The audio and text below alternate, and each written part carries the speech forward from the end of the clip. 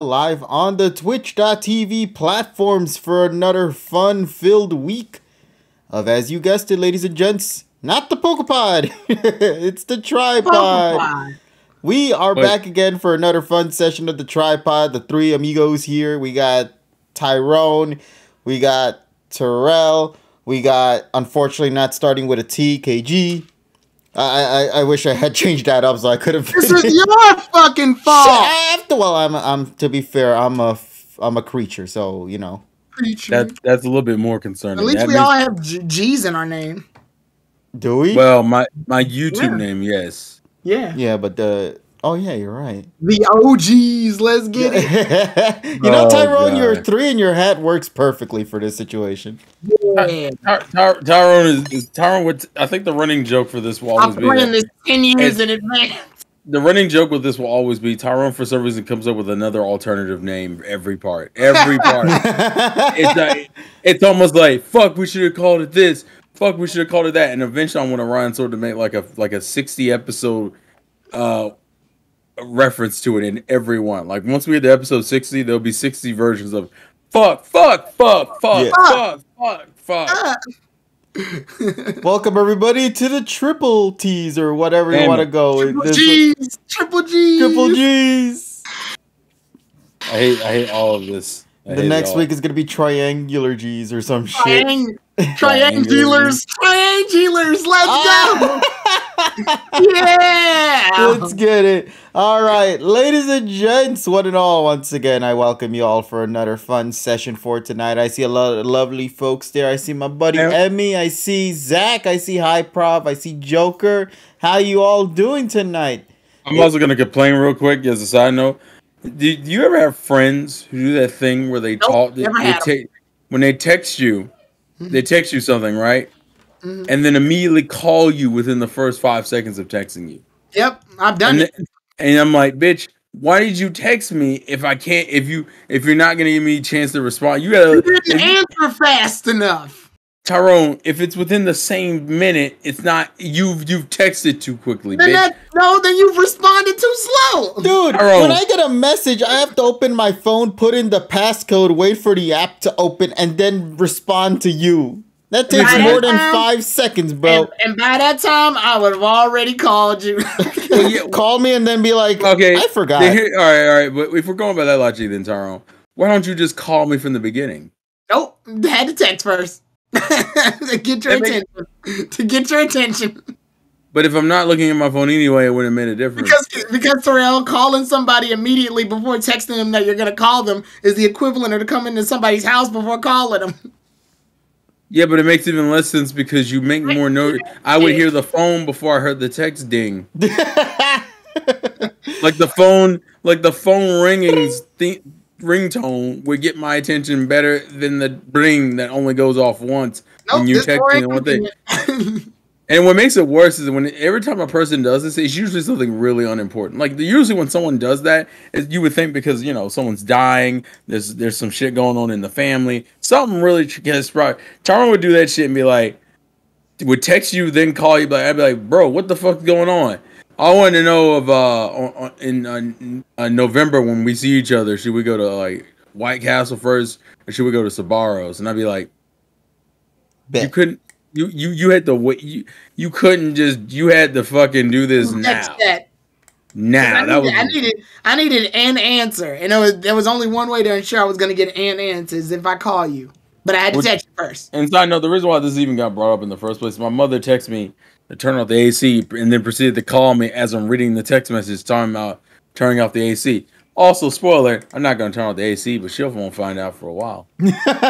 So you mean somebody will make an appearance unintentionally during tonight's session? Texting or calling you doesn't fucking matter because you're going to ignore all of it. Or her, yeah. Wow. Always remember to never ignore those peeps. It's all exactly. Also, hi, Red Dragon. Ignore your mom. That's what we've gotten out of this. Also, hi, Time Axis. Also, Tyrone acts like this isn't something he follows himself. He literally said yeah beforehand, so I mean... He did say he does things like these. So I'm on nobody's side, by the way. Nobody's right here. As far as no, it's just an illusion. I just like the idea that his mom's just texted him, turn down there. He's like, all right, I'll get right on that, and then proceeds to do nothing. Please read comments for KG and Tyrone. The questions you have for KG and Tyrone are like is the shit that I really don't want to have that conversation. Oh, let's go. I'll humor the one you posted. Also, what is with Tyrone gifting me a Forza game? I'm like, what the hell is this lighting? Is this lighting? Yeah, it's lighting. He literally just on Twitter said, what are you going to give me for fucking having that winning streak on Smash? Proceeds to give him a gift. Why did he give me a gift? Probably because you have the winning streak on Smash, bro. How about use our context clues? Also, I don't know what the comment for KG was. I don't even... Also, you're fucking welcome, by the way, Lighting. That was an 80% off sale. That game originally cost like $20 to $30. How much did you pay for it? $3. Tyrone. Why did you make it sound more serious than it has to me? Tyrone, that's like being like, bro, thank you for this really awesome gift I gave you. But how much you actually spent on it? Oh, about $3. Bitch, what? He asked, what was I gonna lie to KG? It cost $30. I kind of wish you hadn't you would have been like, you just kept it at that $30 and just let it be at $30. Oh, and for some reason, Lightning wants to know how your health is, Kevin, but fuck him. Wow. Okay. Fuck Lightning, not you. That's what okay. No, I know what he meant. I knew exactly what he meant. Red Dragon, Tyrone gave him a Forza game. LOL. Yeah, why didn't you give me the Forza game, man? Oh wait, no, it's only funny that Tyrone gifted him a Forza game because it's such a non-Tyrone thing to do. Of all the games you're gonna get, somebody, you're right. All games. Of all the games, so I was in that conundrum because Lightning probably had a bunch of games, and I was like, I don't think he has Forza. So I was like, I tossed him that. Steam tells you if he has the game or not, right? Yeah, and I looked and he didn't have it. TSS was the only one that had it, so I was like, fuck it, I'm gonna go ahead. And TSS doesn't drop cars. It's also hilarious. I'll always find that shit funny. Also, like to be fair, I looked at it. It's a really nice looking fucking game. Like, it's a beautiful game. I have it on Game Pass. Yeah, it looks good. I was like, this is a good looking fucking game. So I went in and tossed him that. I was like, hey, Ron Sword. I was like, I don't want to give him a shitty game. Yeah. Also, what's up, CP? Also, just to clarify, folks and peeps and lovelies, we just letting more people come into the streams before we begin our true session for tonight. Lightning says, I gave Tyrone many $40 game, and he gives me a $3 game. First it's of all, the gesture. Exactly. First of all, yeah, why you fucking putting a price tag on it? Second of all, I said I'll give him a gift. Yeah, actually, he never told you the pricing. You told him the price. Oh, because you asked. KG, it's because you asked. I never asked. Terrell yes, you did. You just said how much. No, Terrell did. Oh, that was Terrell. My bad. Yeah, that was me. Accusing me. I see how it is. Well, the point is, it's and it's free, and it's a nice fucking game. It's the quality of it, not the fucking quantity. I like how this is just... I hate Lightning so fucking much. Oh, of course. At least Tyrone was nice enough to give Lightning something. Yeah, exactly. Exactly, Red Dragon. Red Dragon said it.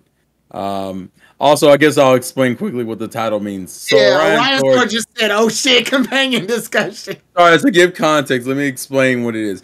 For those who remember my old videos, you may remember I did this as like a series. I compared all the main companions up until Best Wishes because I couldn't really include Clement and Bonnie and Serena because I think at the time I want to say X and Y was still airing and it didn't seem fair to include them when their series wasn't over in the moment. So that's the reason. So that think of this as a continuation of that and as more of a podcast format instead of me stating my opinion and then getting two other random people who was willing to make video responses. Yeah, remember those? No one does. Their oldest sin, and YouTube doesn't give you that option. I loved when they used to do video responses. I didn't because people used to just fucking respond to popular videos with titties and people staring at the screen like weirdos. But that was because they didn't want to fucking curate the video responses between legitimate ones and ones that were just trying to get views. Terrell, my first crossover with you technically is a video response. Yeah, it is. I love the comment here. So this is Polly's version of the Rivals.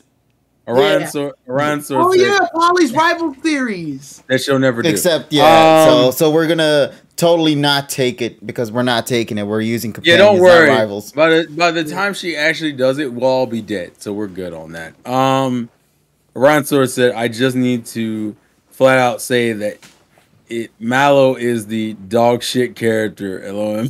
Damn, bro. We didn't even start yet. You're already out here. I mean, he's right, but damn. Damn, no. We have two other companions to discuss. Now, listen, the way we're going to kind of do this, because I think we're pretty actually, you know what? We're pretty inconsistent. I don't know. I don't know if we know each other's like favorite of the companions.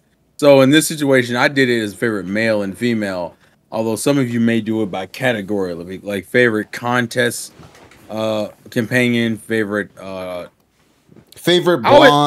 favorite restaurant owner. Well, no. Like, so for the guys always categorized in the same like role because in every region they all follow the same role. I think fucking Clement, Silent, Brock, even Tracy all kind of fall in that same kind of role. There's not a lot of variation, with the only real major variations probably being like Clement because of what they do with him in the story, and Tracy because of his inherent differentness. I don't know or blandness. I don't really know how to fucking properly describe it.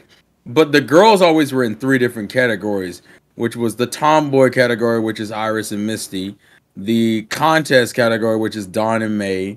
Then I don't know what the fuck I'm doing category, which is Serena and Cole or Koharu. Chloe. And Serena does showcase. No, I say that because of how both their arcs start the same way. Oh, yeah. I don't know what the fuck I'm doing. Technically, May's kind of in that category, too. Yeah, but I don't include May because May's wasn't a long time. It didn't take 60 episodes to get to that. Serena's was a long time. Regardless of I'm not talking about the development. I'm just talking about it taking how long it took. It took a long time. And Sun and Moon has its own category because I don't really know what the fuck. Just fucking round. We just fucking round. That's Ash's companions in Sun and Moon. But the best way I'm gonna do it personally is male and female. I think that's the best approach. Yeah. Well, Ash's companions in Sun and Moon is we just fucking round. Oh, by the way, there's a girl who's traumatized with us. But we don't talk about that until we do. We don't talk about that until we do. If we're gonna go with the male and female route, we're actually gonna focus on Kevin first because me and Tyrone's are pretty obvious. I think we've openly said them a lot. Yeah. But I think KG's isn't as straightforward about who your favorite female companion and male one is. Wait a minute. Well, let's briefly say ours just to recap on people who don't know. Well, you go first, then. My favorite female companion is May. She's my favorite out of all of them. Serena comes in a close second, but it's May. May wins. Okay. Yeah, May destroys them all because her character development to me is the best. Okay. What about your male one? Oh, my male favorite companion? Yeah. I'm starting to look at Silent a bit more. Like he's starting to come out. He's starting to get in there. He's starting to be the one. I think it's just because Silent does so much shit. He's never bound to just one role. He can do anything. The dude's multi-talented. So yeah, I'm thinking I'm gonna go around with Silent. But I will say, like, after Silent, I'll say this is gonna be weird, but I think he always no, it's not Kiawe. I guess Clement. Yeah, looking back at it, I like Clement. So Clement's a close second with Silent being first.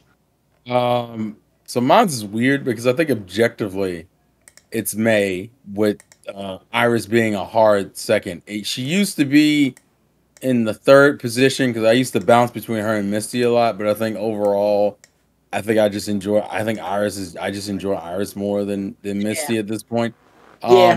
Male, I've been blatantly obvious with probably since 2010. Silent is my favorite male character. If I had to pick a second, it's probably gonna be Brock, but it's only because it's one. I've never found Clement engaging. Tracy isn't as bad as he used to be for me, but he's still but KG nailed it. Tracy just gets an unfair deal.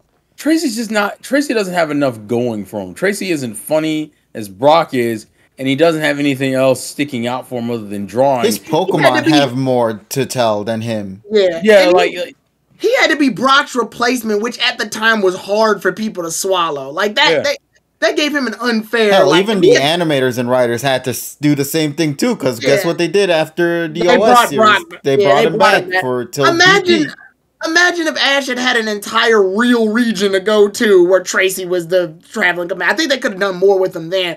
But no, he just served as people might think Brock's racist, so they swapped him out with Tracy real fast. Yeah. So, yeah, when it comes to and we're not even going to bring up Go or the boys of Sun and Moon, because one, I haven't really watched Sun and Moon.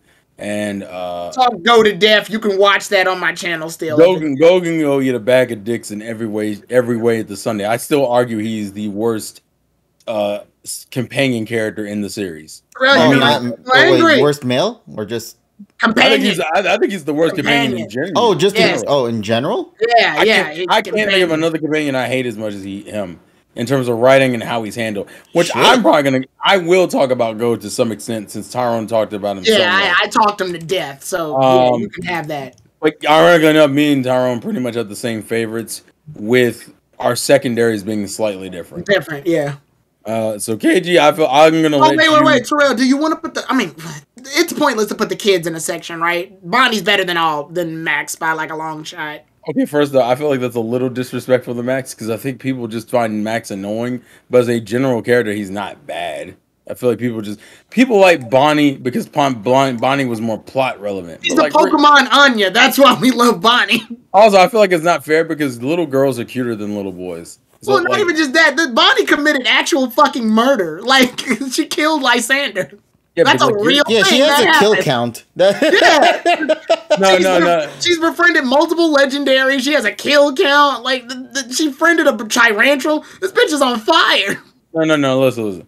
I understand that, but the one thing I'll say about Max is that I feel like Max gets an unfair deal because of his personality, not necessarily because, like, I feel like for some reason Max isn't forgiven for a lot of his isms because he's a kid, but Bonnie will be easily forgiven for any of her isms because she's a kid. And I'm like, that's not fair. Even if we took out the gender, I just compare how they treat it. Like, for example, the gym battle, which is ironic because they both are 5th gyms. When Ash beats Clement, Bonnie's actually pretty cool with it. When Ash beats fucking Max's dad, well, you know. Yeah, but I don't view that as a negative because for one, he looked at his dad as a hero, and two, he's a fucking child. Of course he's gonna have his little fits. He's a child too. Yeah, but I'm saying but it's like relating from a dad to a brother is the difference there. Yeah, like a brother. Sometimes. Yeah, but it's not the same thing. Like like Max openly idolizes his father, where like Bonnie cares about her brother. Like I'm not doubting that, but the connection is the same. I'm not even saying. I just feel like that's an unfair thing towards Max. Where I'm like, he's a child. That's like seeing your mom. He's a child. But like him having a tantrum is in line for a child, is what I'm saying. Yeah, Bonnie's had her tantrums too, but they're very light, and she actually handles them very well. She takes the show took time to like mature her shit. Also, she had many emotional episodes, like the Lapras episode, the Flabébé episode, the Tyrantrum episode. She got a lot. Like I said, I'm not arguing that she's not better. I'm just saying I feel like Max gets more shit than he deserves because of how his personality is and how AG unfortunately they wrote him that way, and therefore that's just how I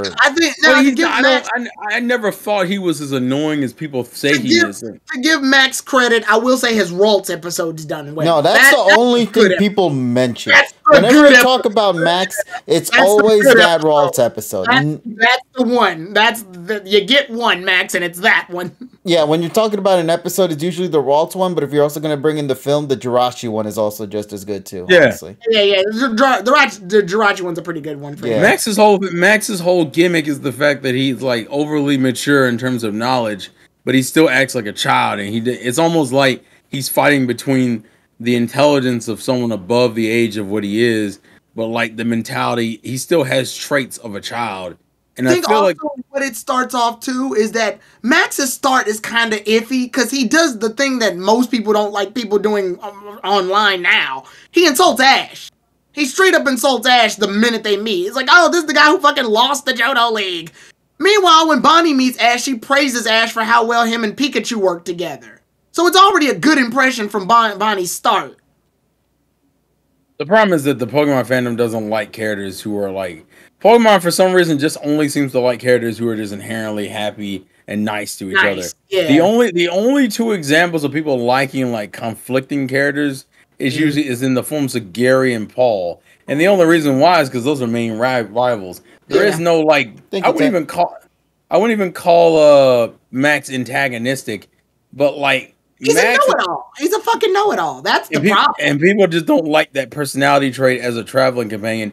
Even though he has good episodes with his sister. Like it's not like every episode he's a fucking dickhead who's just constantly fucking like talking down to everybody, but people view him that way because that's his most notable trait. Like, I mean, but that's the thing they always push in the show, though. Yeah, that's but like, at the end of the day, he's still, you're right. He's still a kid, but the way they wrote him still is on the table. And unfortunately, for some reason, he seems to be the least forgivable for being a child in his episodes. And I feel like that's a little unfair, considering we give every other character some level of gimme. But for some reason, with Max, it's like, well, I guess, and my problem with Max was when Bonnie was like, once I got done watching X and Y and saw how Bonnie was during that whole show, it made me like Max even less regardless of gender, because Bonnie did the thing that I think Max could have benefited from. She was a child. She acted like a child. She had fun with the Pokemon, like just little shit that I can point out. Like, for example, when Ash and Froakie were doing the ninja training, you can see her in the background with Pikachu and Dedenne, and they're in their little shinobi outfits doing those things. Tricks.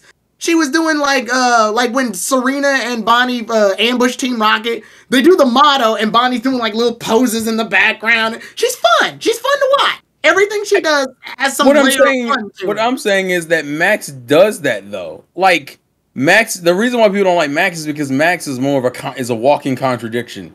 He's a child. He's the child with always came off as like like he thinks he's older than what he is. Exactly. That's the whole problem. That's the thing with his character. Nobody wants to watch that. Unfortunately, people want to watch Bonnie just being fun. Because I don't know if anyone remembers the episode where he got separated from the rest of the group, but he was with the Pokemon. Yeah. And so he had to actually try to be a trainer, or at least use trainer like like. Max has good episodes that actually showcase him as a character. The problem is that for some reason, just kind of like what I would argue people say about like Dawn or Iris. Yeah. They got stuck with their one quirk that people immediately saw and people just ran with it. Right. For Dawn, it was the no need to worry. For Iris, it was such a little kid.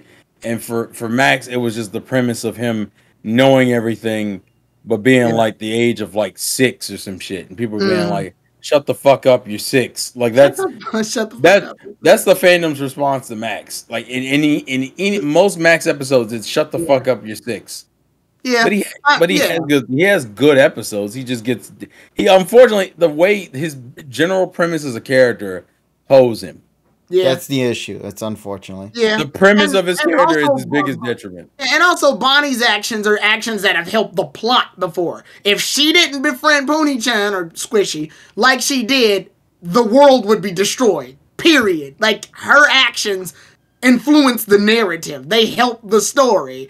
They move it forward. It's her actions and kindness that allowed Squishy to realize humans aren't bad. Otherwise, Squishy would have been just like the other Zygarde, Z2, and just destroyed the fucking planet when it got controlled by the amplification machine.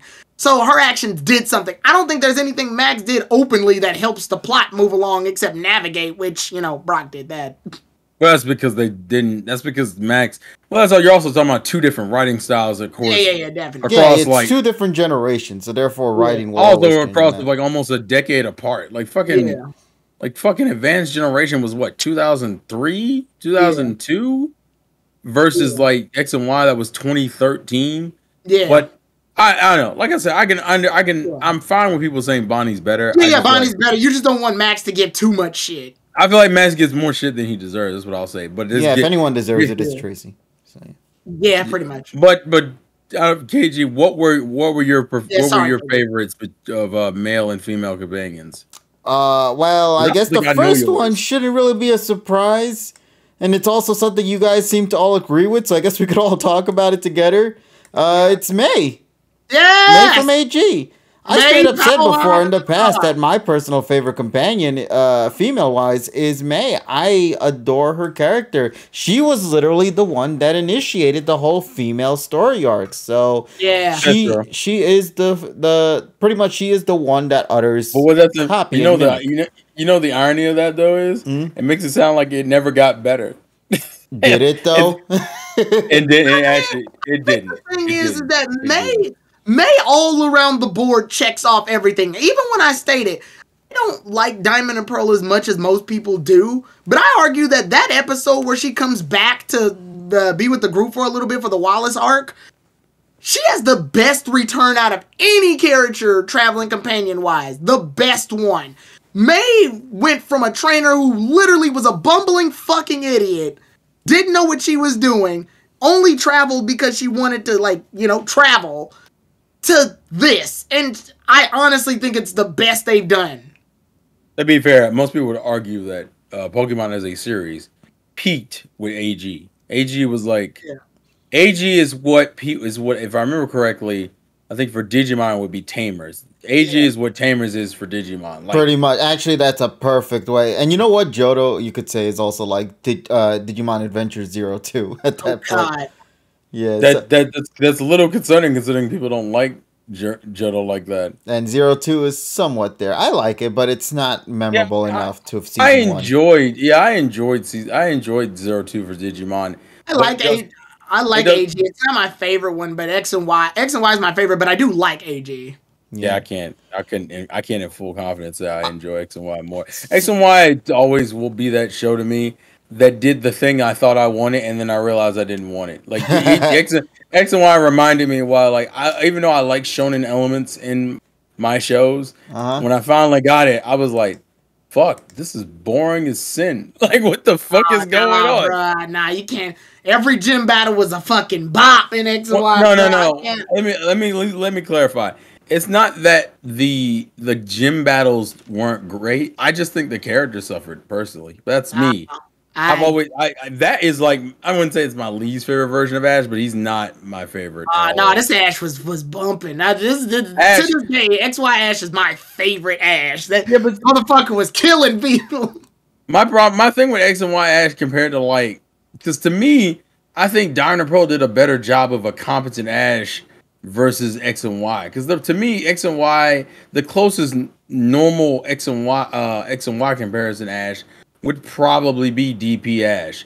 And I thought that because that, to me, up until X and Y, DP Ash was considered like the strongest version of him. Yeah. Also, actually, before we continue, to chat, what is your favorite female companion? I'm curious to see what they have to say about that. I do want to hear. I do want to hear your male one. The male one, I think I'm the more curious about. Oh, my favorite male companion, though. Honestly, I was thinking about it for a while before we began the stream. I was thinking it because I was like, we have so many good ones in my eyes. Anyway, we have Brock. We have Brock. Silent, Clement, Kiawe, and Sophocles. I think. And that's it. Damn it, KG, you're supposed to say, and that's it. No, hold on. You can say Sophocles and be perfectly. No, listen, Chadphocles. If you guys are Chads of Sophocles, you all know why we say that. But in all sincereness, well, don't worry, Sophocles ain't even in the stuff. Okay, can I make a side comment? I didn't like Sophocles the moment they did that episode where he's like, "I'm leaving," and then everybody's like, "Oh, let's get him I'm not leaving anymore." Fuck you, Sophocles. Well, to be fair, he didn't know that though. That's the thing. I know. But the issue was that the issue was that he learned about it at the end, and it was like, well, and chose not to fucking say anything. Yeah, fuck you, Sophocles. Although I did like I think that was one of the rare Ash moments where Ash actually caught a Pokemon without catching a Pokemon. Like he actually was a bug catcher for a moment. Grabbed it. Yeah. Which I thought was actually really nice from Ash on that part. Okay, so I thought about it for a while. And honestly, I'm going to have to give my boy Silent some love here. I genuinely think Silent is my personal favorite male companion out of the cast. So we all got the same fucking... Yeah, actually, I wouldn't. I actually thought KG was going to be probably the most left. I was thinking about it, but like, I love my Sun and Moon cast, but I love them for separate reasons. And honestly, I think Sun and Moon cast works better as a unit. Yeah, that's what I was gonna say. Sun and Moon cast is more of a group attachment. You can't like separate one together. Yeah, you have to have them all. So unfortunately, I can't include them. But if I really have to go for male, it has to be Silent 100% on that one. He is honestly a very well balanced character who also, just to add, I think the reason why I also enjoy him is that he doesn't overstay his welcome as well. Yeah. That's the one thing. See, because here's the thing people need to understand. Brock in himself is a perfectly fine character. Brock just stays around so fucking he stays around so fucking long and doesn't get better for a while, actually. Like, I would say his lull is probably between Johto and Hoenn. He's just fucking there. He doesn't start getting any real type of progression. I gave him a pass for being in Johto, but after Johto, I thought that was it for him. Like, narratively, the show looks like he's done with those traveling companions, and he's going to move on to some new ones. Yeah, the irony is that I would say I love his entrance in Hoenn, but God, he doesn't do shit in Hoenn. Like, I love the way he's reintroduced in Hoenn, but God, and I mean this, you don't do a goddamn thing. Max took his job, basically. That's what bothered me the most. I'm like, I think you only use Brock because I think the male ratio for you Max wasn't. Not just kidding. I think they didn't want every character to be under mentor. Ironically enough, AG would do something that X and Y would do later on, which is have mentor-ish Ash. The problem is that, like, in the context of AG, if you don't have Brock there, he's literally a mentor to both May and Max in different ways. And I'm like, you need somebody to bounce. You can't just have Ash be that guy.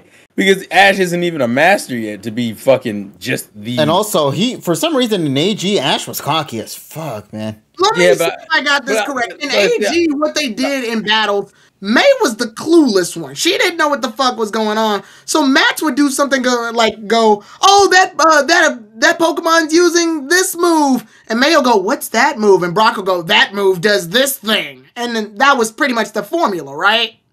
The problem is that you essentially have Brock and Max share roles, and they couldn't really decide on what the fuck they wanted each of them to do.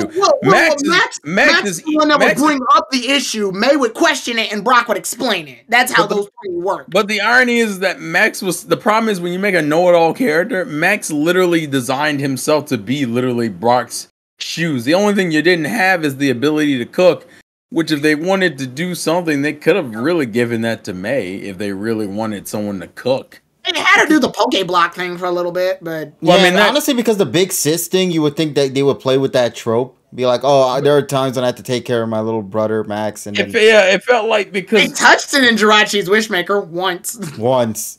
Yeah.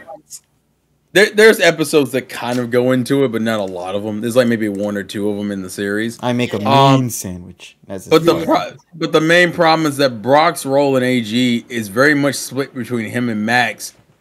But they needed some character to kind of balance out the overwhelming Ash as the mentor for like half of our new cast. And you're like, fuck, we need some sort of like normal balance here.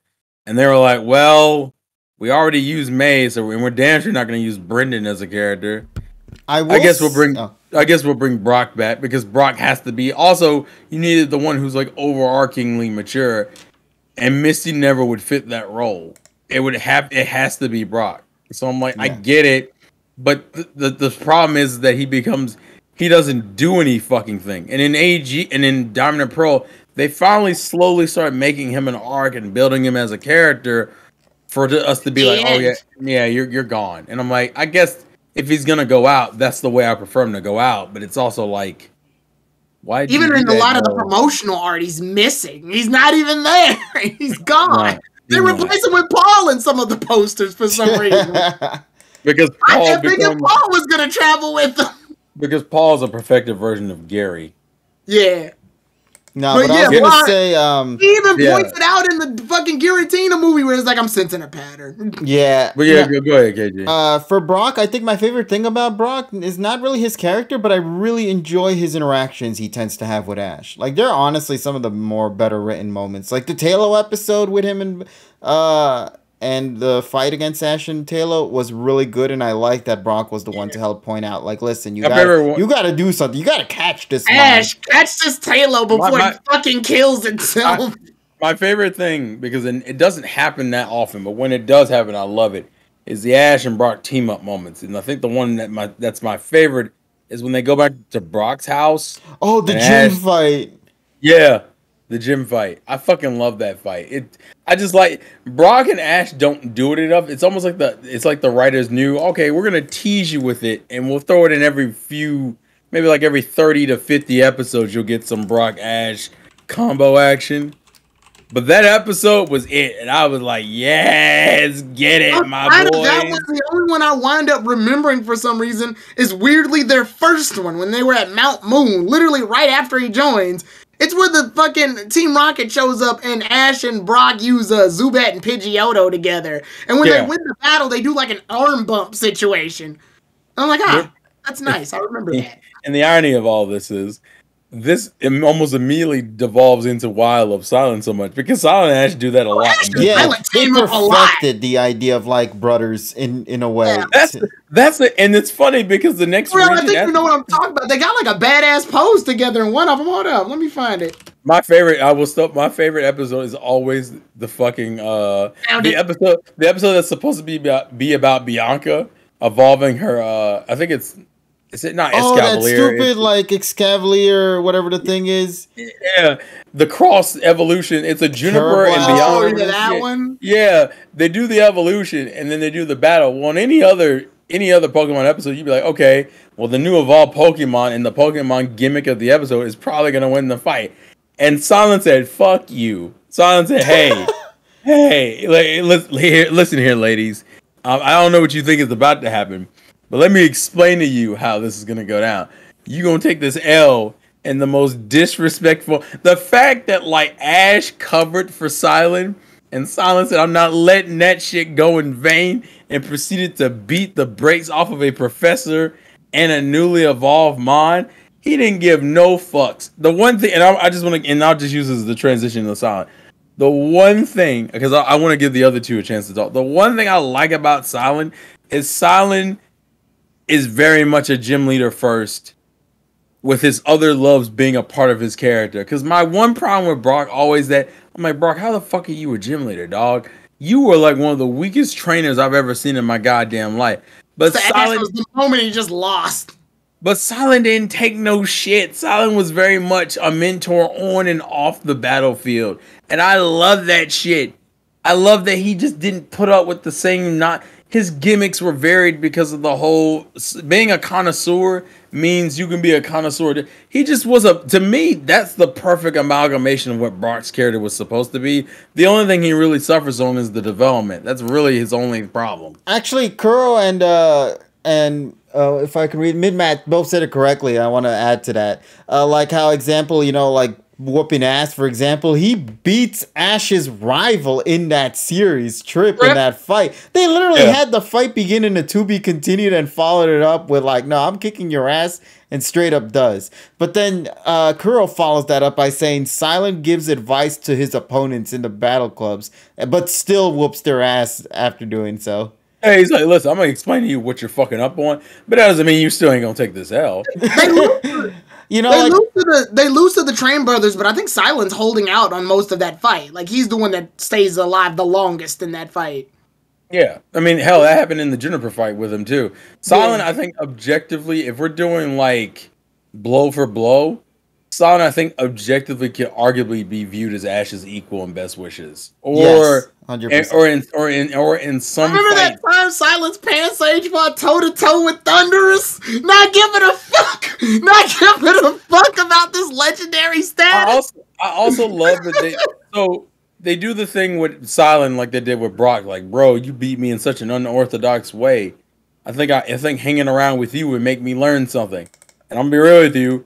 Silent objectively learned something from Ash, because moving from that point, he does a lot of weird off-brand fights. Like when he beat a Zip Striker with a Pansage for no goddamn reason.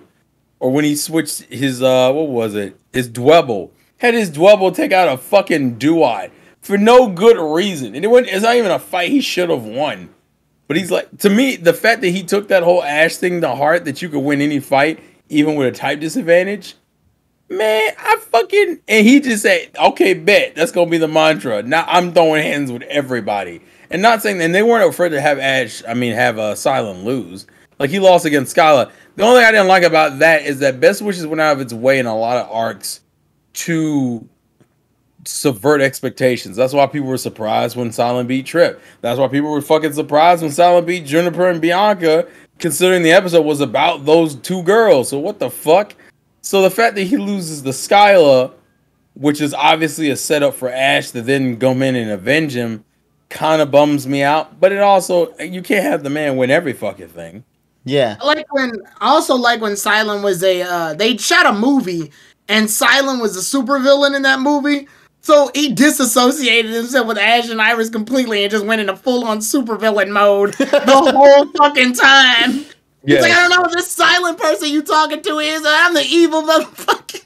He just was the whole villain the whole time. And Iris is like, bro, what? Why is he doing this? I think that's my utter favorite thing about Silent's character. He's so extra at so many moments, man. But that also helps to his character. I'll never forget, and I think everyone will remember this scene, when the statue fell down and he ran his ass into most hilarious scream I think I've ever heard one of the companions that scream ever done. It's a real scream. It feels like a legit. That was a Mamoru Miyano scream. That wasn't a silent scream. I think that's what sold it for me with that. Let me correct myself. Pansage fought Tornadus, not Thunderous. Wait, that's the type. He definitely wasn't fucking. Yeah, what Terrell was saying, like he took that to heart. Also, Orion Sword even mentioned this, and I actually forgot about this. In the second to last episode, he destroys an Obama stove with Pansage, and I'm just like, why?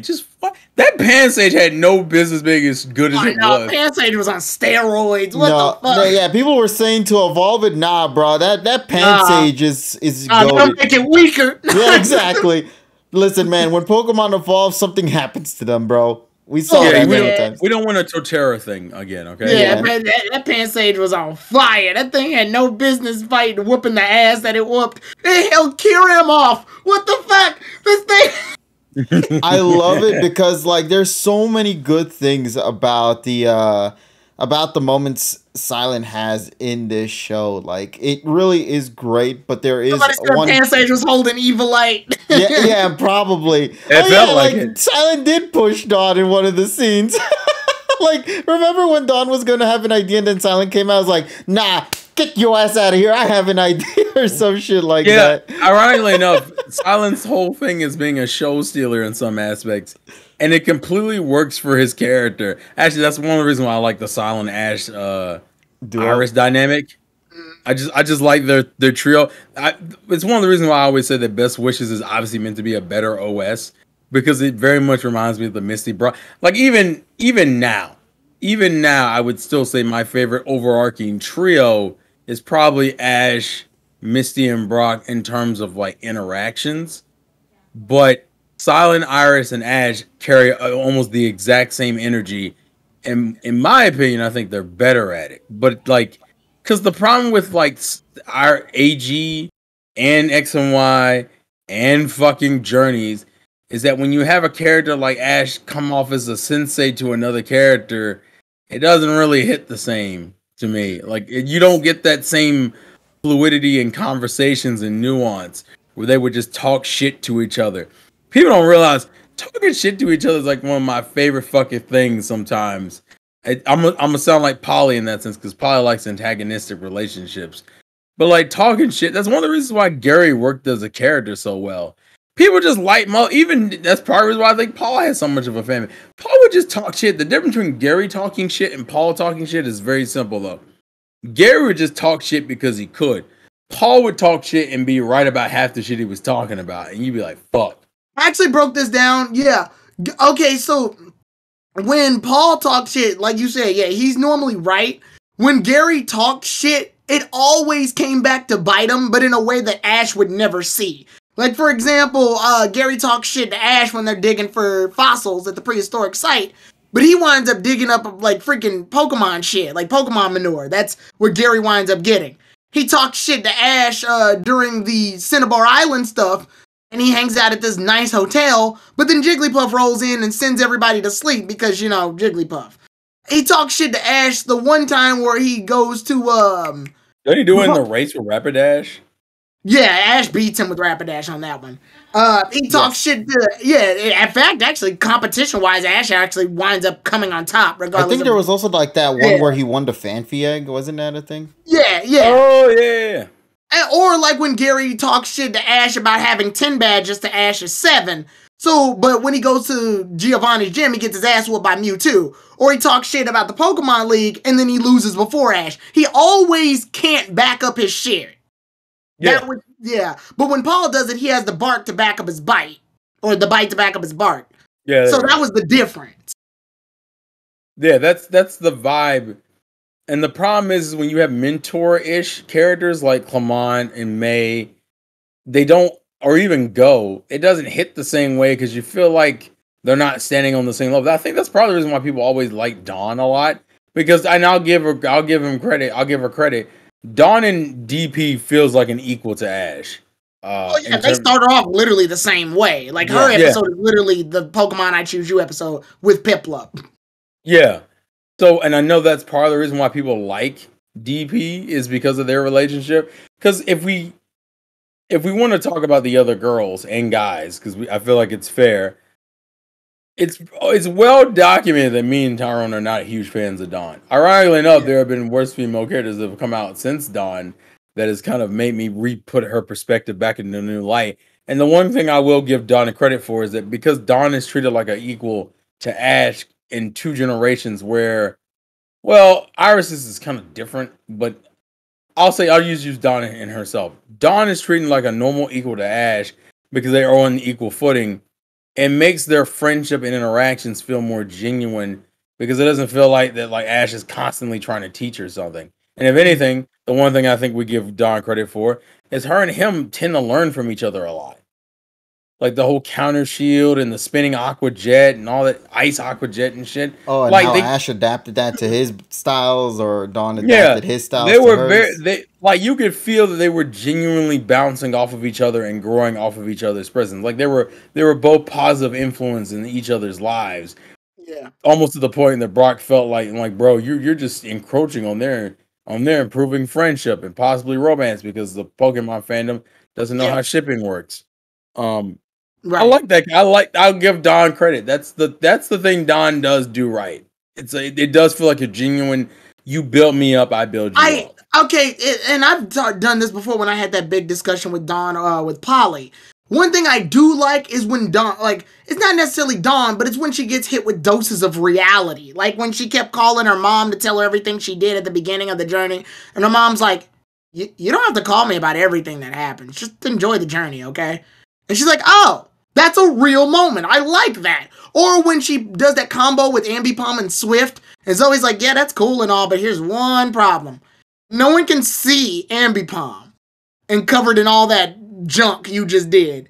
And she goes, "Oh," like I like moments like that because they're real. Moments that would legitimately be concerns if you're a coordinator.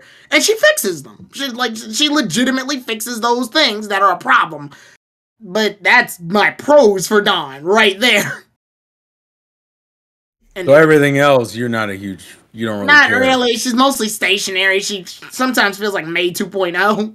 I think that's an issue a lot of characters have after May's character because, like, while May did set the foundation, Serena falls in that line. I was about to say because, like, here's the thing: Serena's romance with Ash kind of like butts ahead of it. That's probably that's the one thing that people focus more on, though. I think it's good because it makes her stronger. Serena winds up becoming stronger. It wasn't until Journeys though that did that message right though. I don't know. They did it towards the end. You can see it towards the end. I'm saying towards the end, but I'm saying like it wasn't like finalized until she holds her own. She puts up a fight against a lot of the monster to defend Marin. She takes it upon herself to work alongside Steven. Like she does a pretty good job. She holds her own. I don't know. Serena will always. I know the community loves her, and I feel like it's a little unjustified because I feel like people like her because she's the romance companion. Like that to me, that's Serena's gimmick. I'm the romance companion. Yeah, and I'm but she also did stuff outside of that. Like, if you pay attention towards the beginning, she's the one, and like one of the episodes, I'll give an example where they need to disguise one of the Pokemon as Spupa so that it can get captured by the bandit. She's the one that actually makes those outfits. She also made the outfits when they went to the festival. Or the ninja thing. Yeah, or the ninja outfit. She made all of those. Or when like the Pokemon were when they got into Pokepuffs for the whole PR video thing, she made those because she bakes. That's her jam. Orion. There's Rhyhorn racing too. Like she has skills outside of it. Oh no, that's what Orion's sword was actually leading into. Orion says Serena isn't a battler; she's more for entertaining it or performing, which makes sense. Yeah. I guess my problem with her is that she ends up coming off to me kind of a boring character. Like in terms of interactions, she to me is almost is duller than Dawn, because Dawn at least has some nice back and forth. Serena flips between admiration and lovesick with a few tinges of like personality. Like, and ironically enough, Serena's personality doesn't really shine until she's away from Ash.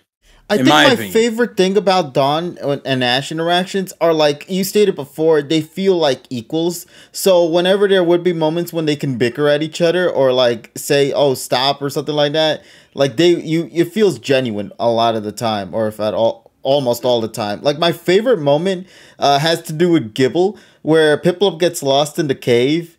And they're trying to locate the Piplup, right? And Gibble comes up with an idea. It's like, wait a minute. My Draco Meteor always seems to home into this Piplup. Let me just use that. Dawn quickly picks up on that. And she just goes straight to Ash and says, please stop the Gibble before it does. And then, of course, Gibble does it. And then she's just destroyed by that because she knows that Piplup's going to get hurt by the result of the Draco Meteor. It's interactions like that I really enjoy from Dawn and Ash. And I think that's like one of the best selling points for those two characters when put together as a duo. Yeah, because when you compare the other girls, like when you think about the other girls, and this is one of the reasons why I said Serena to me has some of the dullest interactions with Ash. Iris and Misty both are very open to antagonize or fuck with Ash. Almost to an unjustly degree. I can admit that for both of them actually. Yeah. But it also makes for funny ass banter because to me that's what when friends can't rip on each other, it doesn't feel genuine. My biggest problem always when it came to X and Y as a whole, because Clement does the same shit, is that there's so much like inherent admiration for Ash. There's like no not enjoyable. Let me phrase that. Not enjoyable. There's no dynamic dialogue with Clement or Serena with Ash, because it kind of just boils down to, wow, Ash is amazing. Wow, I think or Clement's doing his Brock-isms where he's commentating on the battle, talking about moves and type advantages and shit. And I'm kind of like, you know what?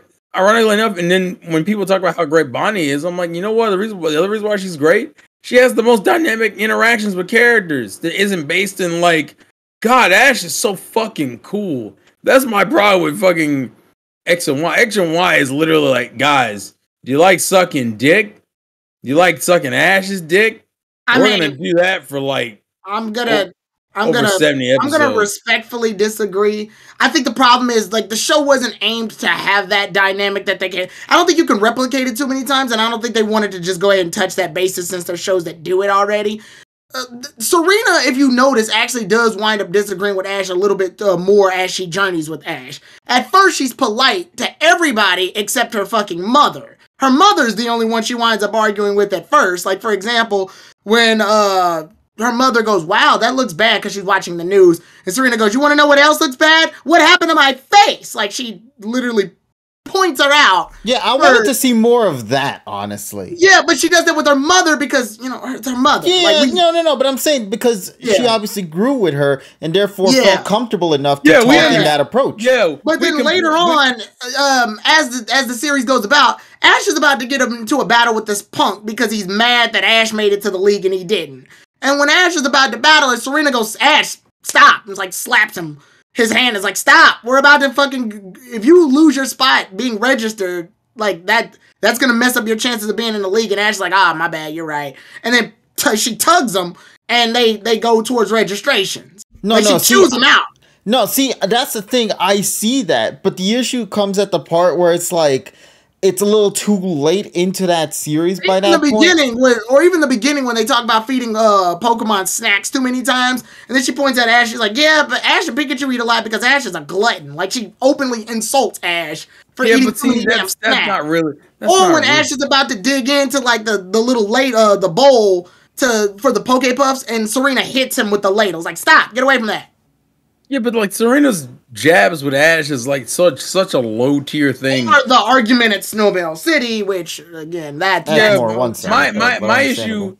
It's not that those things aren't legitimate things that happen. My problem is that it's such a late game thing, and I know everyone in the chat progresses over time. It's a time thing. It's such a but like that's my problem with Serena. Everything with her is a crawl. Everything. None of this shit happens at like a realistic, like at an enjoyable pace. It's all like it. You gotta wait for the whole series for her to like become a character that's kind of interesting. Which, ironically enough, she did interesting stuff at the beginning. Like I said, even like in the beginning of the flying episode, when in the flying episode where Ash is fighting Talonflame with Hawlucha, and Team Rocket interrupts the battle. Serena actually whoops Team Rocket's ass herself with Fennekin. Like she takes charge on that one. Or the PR video episode, or the episode with the Poke Puffs where they have the contest for the Poke Puffs, and she meets Miette. That's all at the beginning. The Rhyhorn race, that's with Ash at the beginning of the series. It's like she's got her moments. They experiment with her a lot. She's not just sitting there. Okay, so I know, Tyra, I know what you're saying, and I want to also address what Orion Sword and Donnie are referencing in the chat, because they mentioned how in GX they did the same thing with Jaden. And you're right, they did do the same thing with Jaden. But GX had 4 seasons, and 2 of those seasons break out of that loop. Like season 3 and 4 don't do that at all. My issue with Serena is that it takes Serena so long to get to a point where she's interesting. She potentially is as interesting as Misty, May, Dawn, and Iris.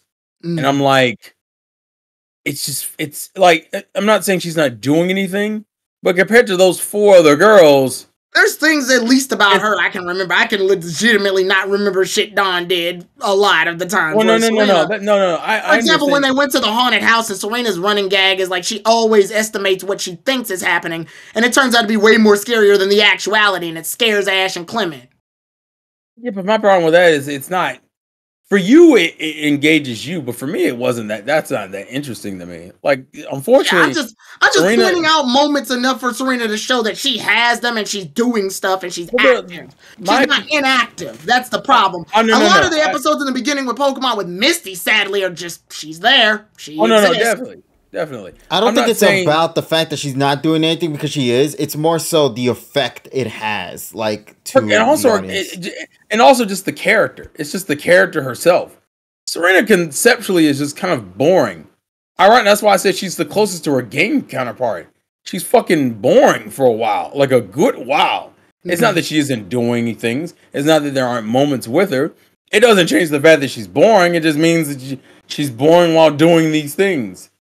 Like, that's her problem. She doesn't engage the viewer to me.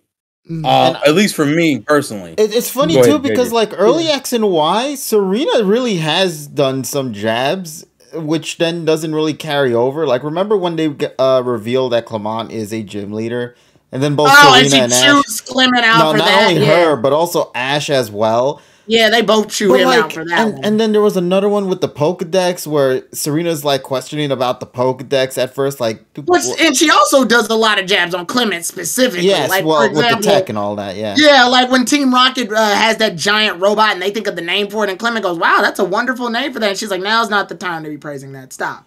Yeah, like there are things like that, but it, like, especially with the whole bickering bit, I do understand from Terrell's perspective. We had a taste of it at the beginning, but then it just sort of fades away for a bit and then comes back again at the end. Yeah. It felt like they were trying it's not that they were trying too many things. It's more so like they were focusing on trying to get her story out, that they removed certain aspects that were with her in the beginning, but then remembered to bring it back by the end. It feels inconsistent, and my other issue is just comparing it to the other girls.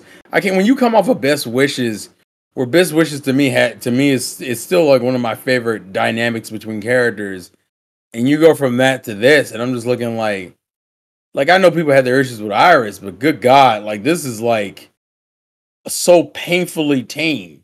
Like they remember the fucking joke they made on Iris's when they found out the only way that actually would use fucking dragon rage is by sneezing, and they called it dragon sneeze and roasted her ass for it. Yeah.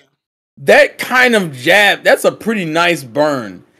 You don't get anything to that consistent magnitude in X and Y like that. You get a couple of really, and I mean really light jabs from some of the characters, and then I'm just sitting there going, man, this is kind of fun. That's why I said, although the battles and things about XY are great, I feel like the character dynamic is so fucking boring because it just devolves into just riding Ash's dick for a while. For like a good while. That's been the problem with most of the Pokemon series. They stopped doing that shit mostly after AG.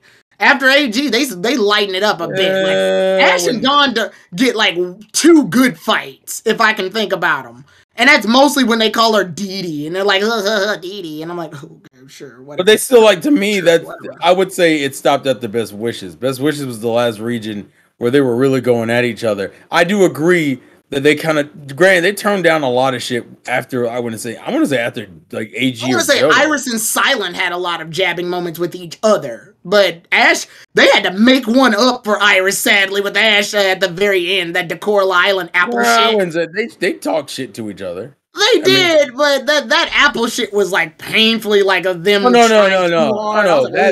That's the standard. Like, the girl and guy get into a fight and then apologize later on with Silent being the voice of reason. They do that with every girl and guy situation. They actually, I would argue, Serena's is only viewed as good as it is because they just used it. They put it in the narrative. That's the only reason why Serena's is better.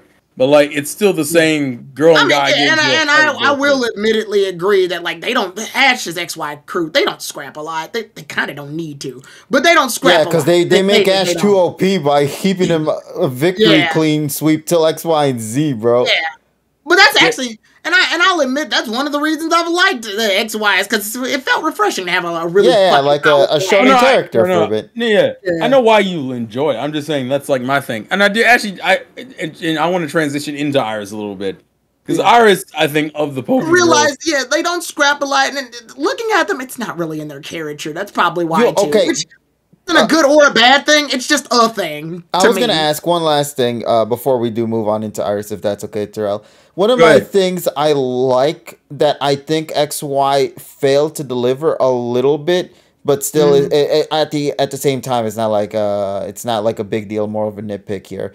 I loved, and we brought this up before with the past characters. I love when characters learn from each other, and I feel like the X and Y group had a lot of opportunities to have given that for Serena, because Serena can also cook too. We know Clement can. I thought that would have been a nice way to have at least had those two figure something out together, or have had that opportunity, or maybe like Serena learned something from Ash in the battle to then carry over, which does.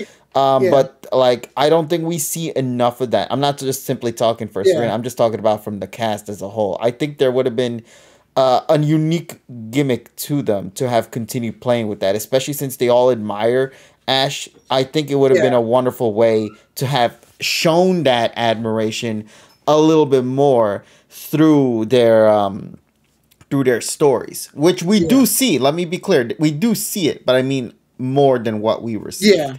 But that's not, like I said, it's more of a nitpick on my end. I still so like the issue is that you just didn't get enough of it. Yeah, that's what it is. It's more so I feel like it's something that I think Journeys has that issue with, where it's like they have such a cool gimmick with them that they could play around with. Unfortunately, the execution doesn't live up to it. But of course, with like X and Y, they get close to it, but not to that high reach I was looking for. If I had to make a statement on that.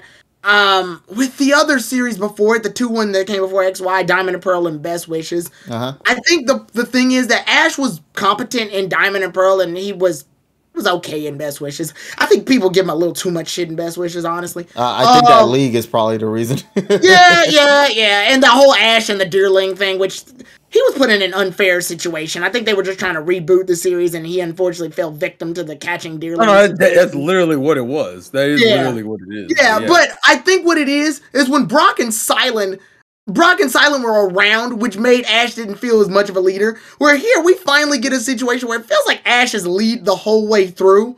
And the best part about that, though, is that his influence causes the other characters to get better. But when Ash is finally depressed or down, their companionship that they gained from his influence is what gets him back up. It's the difference between him and Alon. Alon is a lot like Ash in that series, where both of them are competent and strong. But Alon pushed his friends away. He pushed Marin away. He pushed Professor Sycamore away. So he wins, but he has nothing. Whereas Ash lost, but at least he had friends to back him up, which caused him to get better and talk Lysander off. Whereas Alon, when he figured out he was working for Lysander, he was just a depressed fucking mess because he didn't have anyone to back him up.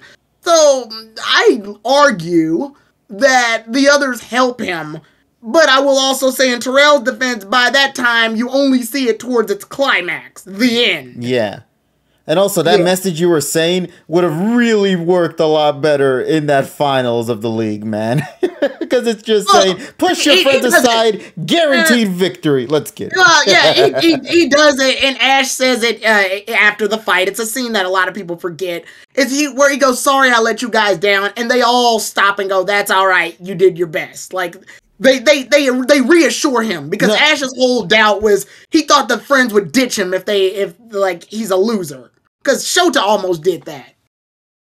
Yeah, I just really I wish they had removed some of the filler episodes in X, Y, and Z. Two or more episodes could have really benefited. And I recognize the flaws of how that goes with the traveling companions. I'm not oblivious. I just know that for the narrative, it does its damage, but it's also like understandable. It's understandable damage. Yeah, there's a reason why these writers write the story the way they do. We won't always agree with everything, but we can at least acknowledge what they're doing. I wholeheartedly agree with Terrell sometimes that you just need some digging in and giving shit. Like Ash, Misty, and Brock are the epitome of comedy when it comes down to that shit. Yeah.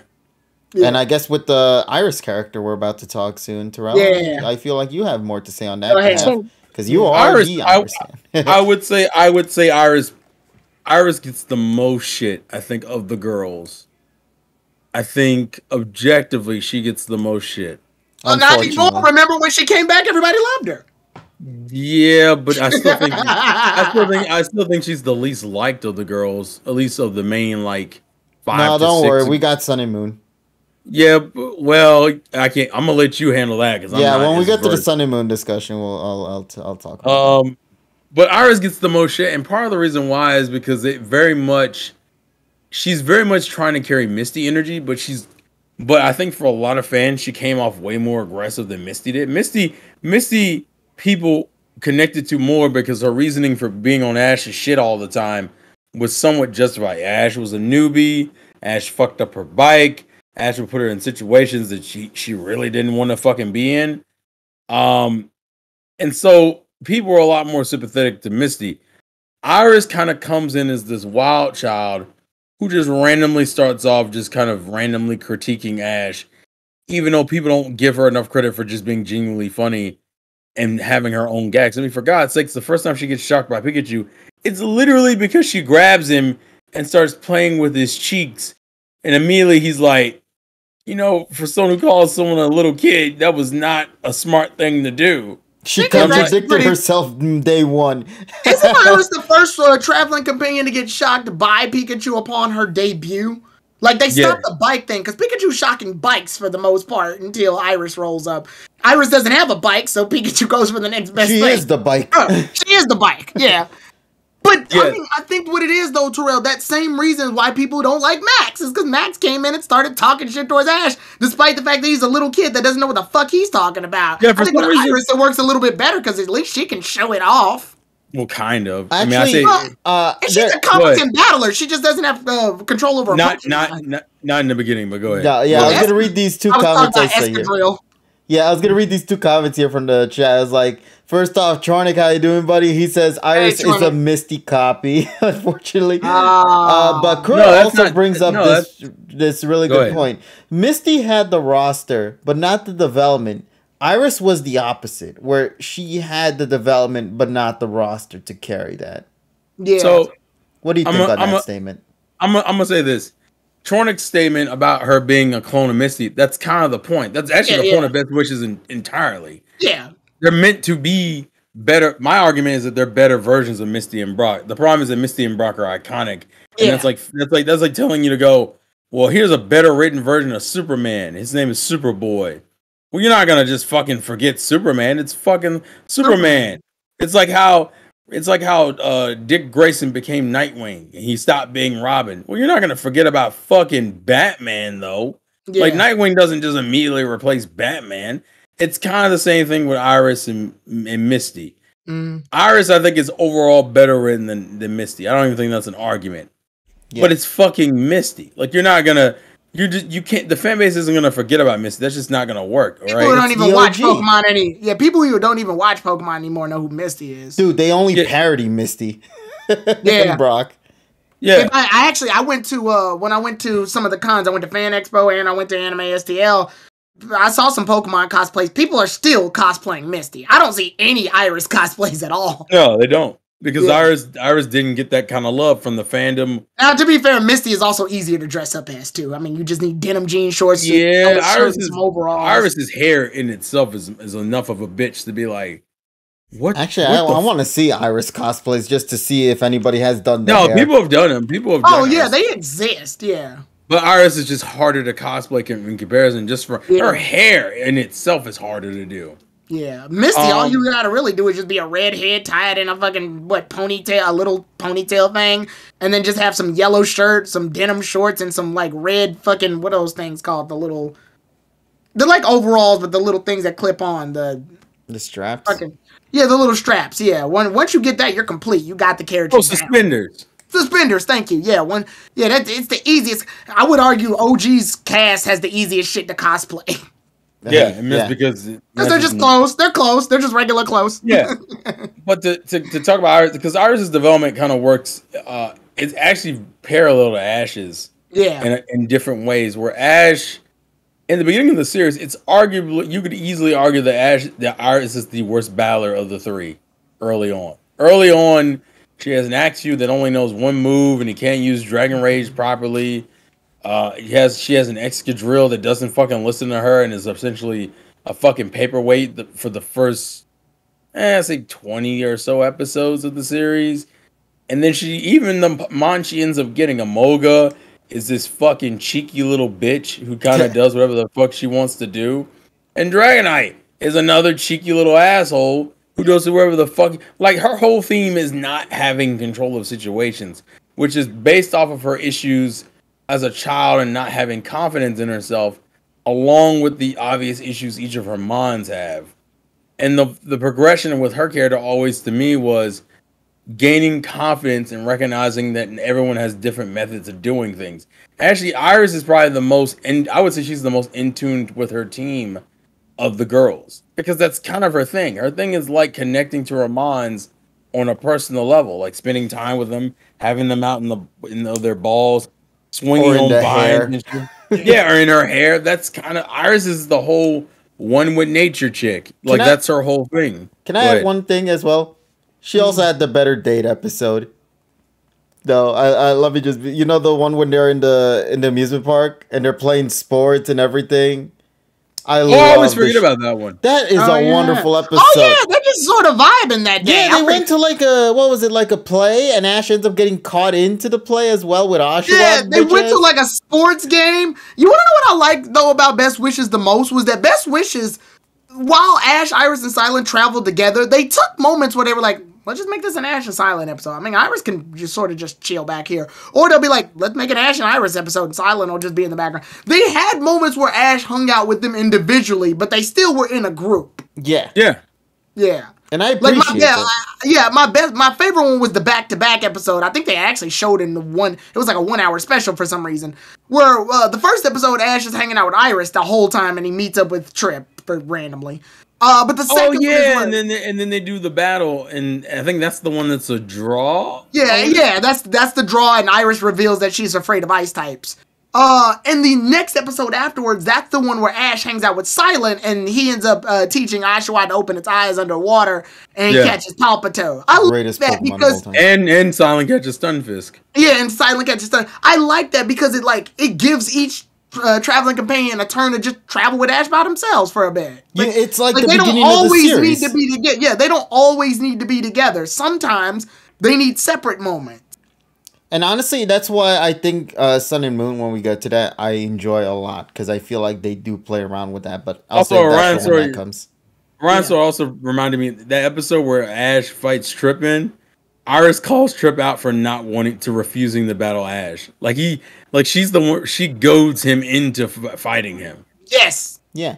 Because originally he didn't want to fucking fight him, and he's like, "Bitch." He's like, "Oh, that's such a childish thing to do," which to me was a nice growth because it showed even though she still fucks with Ash, she'll still do things to like in Ash's defense. Like she was actually a high supporter of Ash. Yeah. My one of my favorite fucking interactions with those two is actually I think early episodes with Best Wishes are actually really fucking funny, where it's just Iris and Ash for a while. Yeah.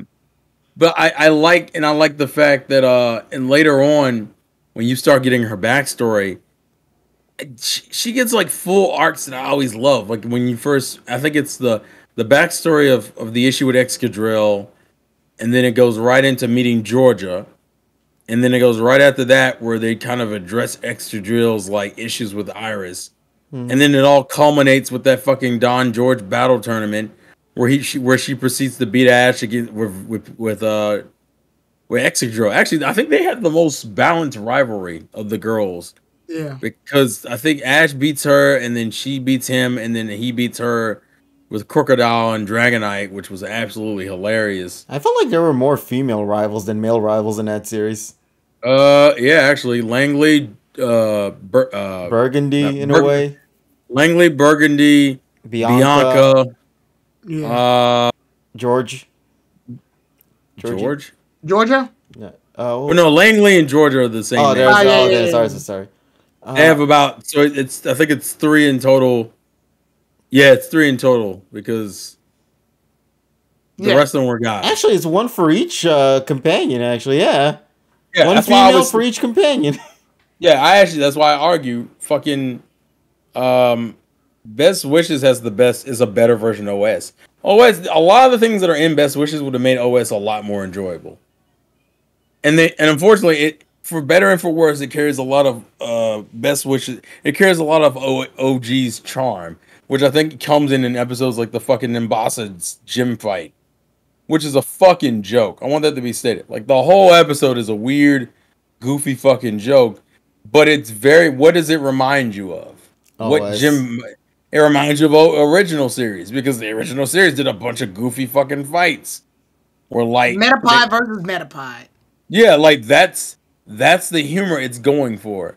Like, and it nails it, but I think there's a good and bad side to it where it kind of overly. It's more so like it would work only in OS because that was his starting series. You're 4 generations in at this point, entering the 5th one, and you still pull that stunt off. Yeah, like also, we got to give some liberties to the dub back in OS because 4Kids Entertainment was Jesus Christ. You guys want your donuts of jelly filled? Yeah, they made jokes on the fly. They didn't give a damn about that script, but sometimes movie 2 with the whole section. Yeah. Sometimes it made it better though, because honestly, I went back to watch some of those episodes in Japanese. I'm like, oh man, this is lame without that joke, huh? But I guess it's a different demographic because it's created for an audience. They didn't give a damn. They did not give a damn. The fucking the Cinnabar Island, and Blaine goes, "What do you do when you cover an ice full of a volcano full of ice?" And Ash goes, "A snow cone," and everybody just falls. It's like, God damn it, Ash, fucking idiot, fucking idiot. But that goes into its own league. Would you actually? We can sidestep for a second just for me to ask. Would you say just in OG? Would you say the dub contributed to the changing of the character development for Brock and Misty, or would you say it was more or less feel the same? No, I would say the dub affected. Okay. Honestly, I think the only reason why I have to agree with that is just because I grew up with the dub. I never initially knew about the Japanese side of animation and especially with the romance between Ash and Misty. That was a dub exclusive thing. Yeah, the dub. Well, the Japanese in Japan, they took some liberties. They had one major moment. Yeah, they had some. Night, Donnie. But the dub went all in. The dub said, "Fuck it, this is a boy, that's a girl. They obviously need to fucking be together." And they went all in. I thought you were gonna say that's a boy, that's a girl, and they're fucking. And they're fucking. We might want to move on to the next scene. Yeah. Because they're fucking But also, just to go back to Iris and just the cast in a bit, BW cast, I really do admire, as you stated before, Tyrone, the way that they even up some episodes with sharing Ash with one particular character or one particular companion. I think that's one of the strong suits that series has. Honestly, this is my biggest criticism of Best Wishes, and this isn't a mean thing. I'm just pissed off that the people who see Best Wishes don't use what Best Wishes had created and brought that to other generations. The amount of rivalries is incredible. The Don George tournaments are some of the best things that they came up with. Yeah, and they could have totally played off with that. Yeah, those are really good. The split episodes, I feel one series does good with it. But I think I would have wanted to have seen more with the bickering side of things with companions. Yeah. I think Best Wishes set a lot of ground rules up that future generations could have definitely benefited from.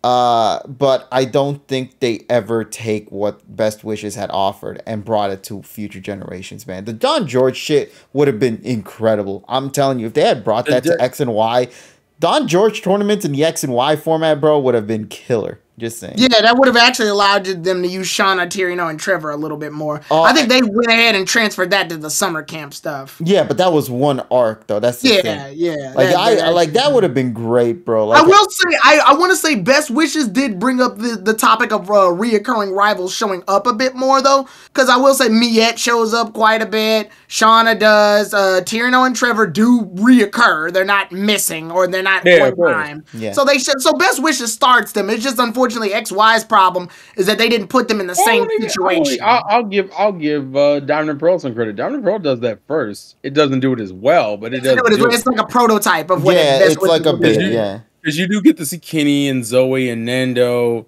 But I don't care about Kenny, Terrell. Well, no, just like you don't care about Tiana or Trevor, right?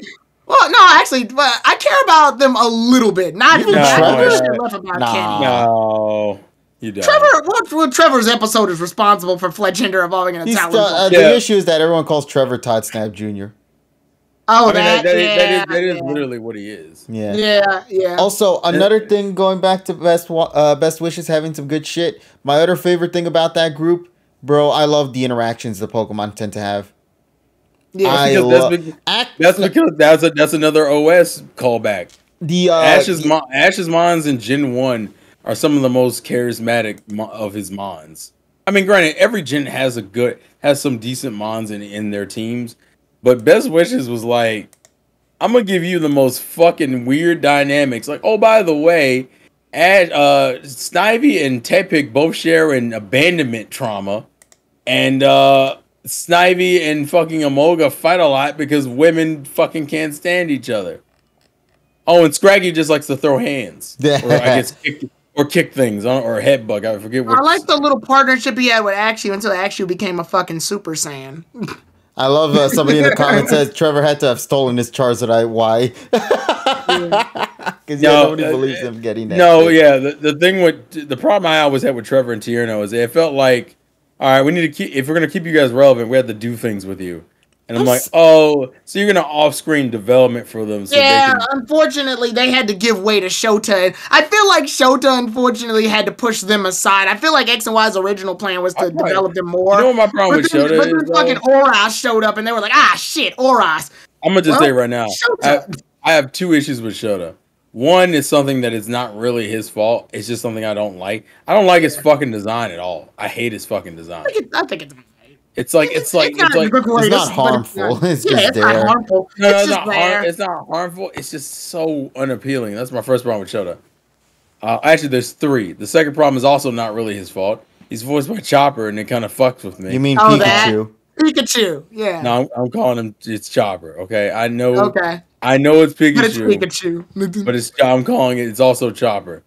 The third thing is he's introduced too fucking late, in my opinion. Yeah. I think his introduction's fine considering it's sort of unfortunate. It's an out of universe reason, but it's fucking Oras. Oras ruined everything. No, but what I'm saying, Tyrone, is it wouldn't have hurt to introduce him earlier. Yeah, but Oras wasn't released earlier. So actually, no, he was introduced early, but he never interacted with Ash until much later. Yeah, they didn't. Yeah, they introduced him to Clement actually first because gym battle shit. Yeah. But he was only there for like a minute. And he's in the openings too, way before then. But they push him. The fucking Oras. Actually, yeah, he appeared in the opening. Didn't appear for like 6 months after that opening. Yeah, actually, a lot of people. I remember that KG was when a lot of people were trying to wonder who the fuck he was. Yeah, because he was showing an opening and nobody had any clarification on who the fuck he was. No one did. Because they didn't explain it. No one ever talked about it. So fans had to speculate for like hundreds upon hundreds of days. Going, he's this. He's the fucking, he's this. He's going to be Ash's new fucking, like, they're going to pass down the, I remember they kept saying they were going to pass down the series over to him one time. Jesus Christ, that was horrible. Yeah, because fans are fans. I mean, we were that too, though. Let's be real. Yeah. But just, that's what happened. And, Kirill says Walmart Wally. Walmart Wally, I do remember that. I remember that joke. Oh, yeah, God. Because he had the green hair, all that shit came from Oras, built with Trico and all that shit. He does look like that. I just didn't even think about it like that. Yeah, they made the Walmart Wally joke a lot. God, I remember that, man. Yeah, I will admit, I wish Shota was introduced a little earlier to kind of justify his catch up to Ash. But I always thought of it as he's a quick learner. Hence the notebook and everything. Like, yeah, I'm just saying, like, if I had an option, I would have introduced him. I can agree with that. I feel like he should have been introduced a little bit before Ash got his 4th badge. That would have been fine. Mm-hmm. Yeah, I would agree. Yeah, I agree with that. Yeah, that makes sense. I don't want to not give KG time to talk about the Sun and Moon crew.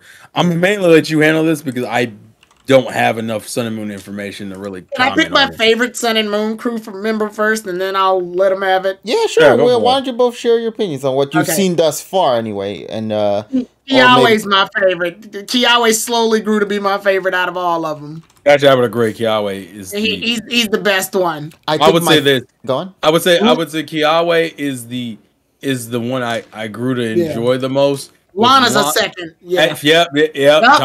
Tyrone nailed it. That's literally it. I want to see the order. Let's see how far this matches. Kiawe's first, Lana's second. You have Mallow, Lily, and Sophocles. Lily, Mallow, and that one kid with the yellow hair. Actually, it's exactly the same. It's exactly wow. You guys, okay? Maybe you guys might have seen the whole shit at this point because I can agree with some of these takes. Yeah, fucking. The show gives Mallow one good episode, and I think everybody knows what it is. Mallow starts off strong, just in episode being included, and then essentially falls off a fucking cliff for so long. Now, KG, before you go in, I will say, Mallow makes me sad because I wanted her to be my favorite female traveler. Yeah, dude, I know why. The promotional art kept showing her as that. I thought that's what she was gonna be. I thought in Sun and Moon she was gonna be Ash's like ironically, and then ironically enough, Lana ended up being more entertaining overall. Yeah, Lana's just fucking hilarious. There's nothing we can do about that. It's weird because she's one of those characters that you don't think should be funny, but is actually funny. I think it's because of her design. She looks like the deadpan kind of character. And then she ends up having some of the most brutal moments when it comes to like interactions and dialogue they give her. Yeah. Like when they talk about like the whole just kidding joke and how she fished Kyogre at some point before in the past. And she's like, just kidding. And Ash like turns into Thanos dust and shit. Like Lana seems like the person where Ash would be like, it's Team Rocket. Who are they? They steal Pokemon. Well, time to kill them. And everybody goes, what? Nothing. I think the best example to that one though is when Lana and Ash were in the boat together, and they were just chilling there, and then the ground shakes, and for some reason the animators were like zoom into her in her eyes and give her like that evil anime glare, noticing that something's approaching them. I don't know why they thought to do that, but that shit had me in tears when that first showed up. Where she's playing ping pong against fucking Kiawe and completely fucking destroys him. Oh yeah, she starts saying, "Okay, I'm gonna use this super omega tap," and then it just throws them off. Like they make like such a hype and big energetic moment, only for her to just simply tap with the ping. Azura Samurai says Lana is the Yu Murakami anime in Sun and Moon, which is Yu Murakami is the main character of Persona 4. Yeah. If you watch the Persona 4 anime, that joke makes perfect sense. If not, don't worry about it. Maybe that might be why you like Nerden. But yeah, well, she works. She just works well. Kiawe, I think. Kiawe is a good mixture of a little bit of everything. He never really excels at any one thing. He just becomes an overall good character to enjoy.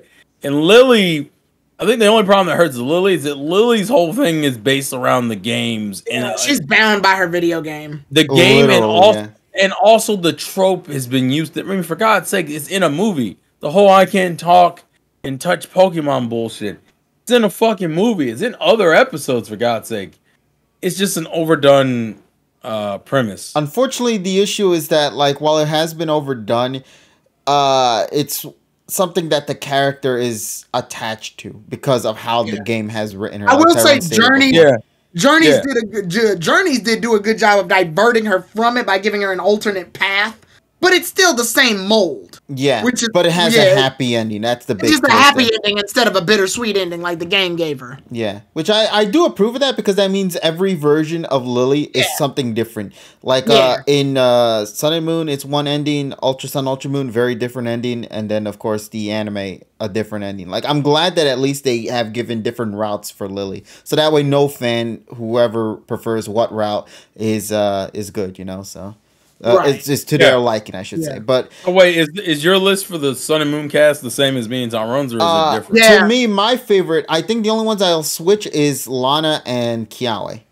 I like Lana a lot more, especially because I love interactions between Lana and Satoshi. I was even the one that was like trying to push this whole sushi shipping title at the back then, if anyone remembers that, where I was trying to figure out like, oh, we should do Su from Suiren and Shi from Satoshi, sushi shipping.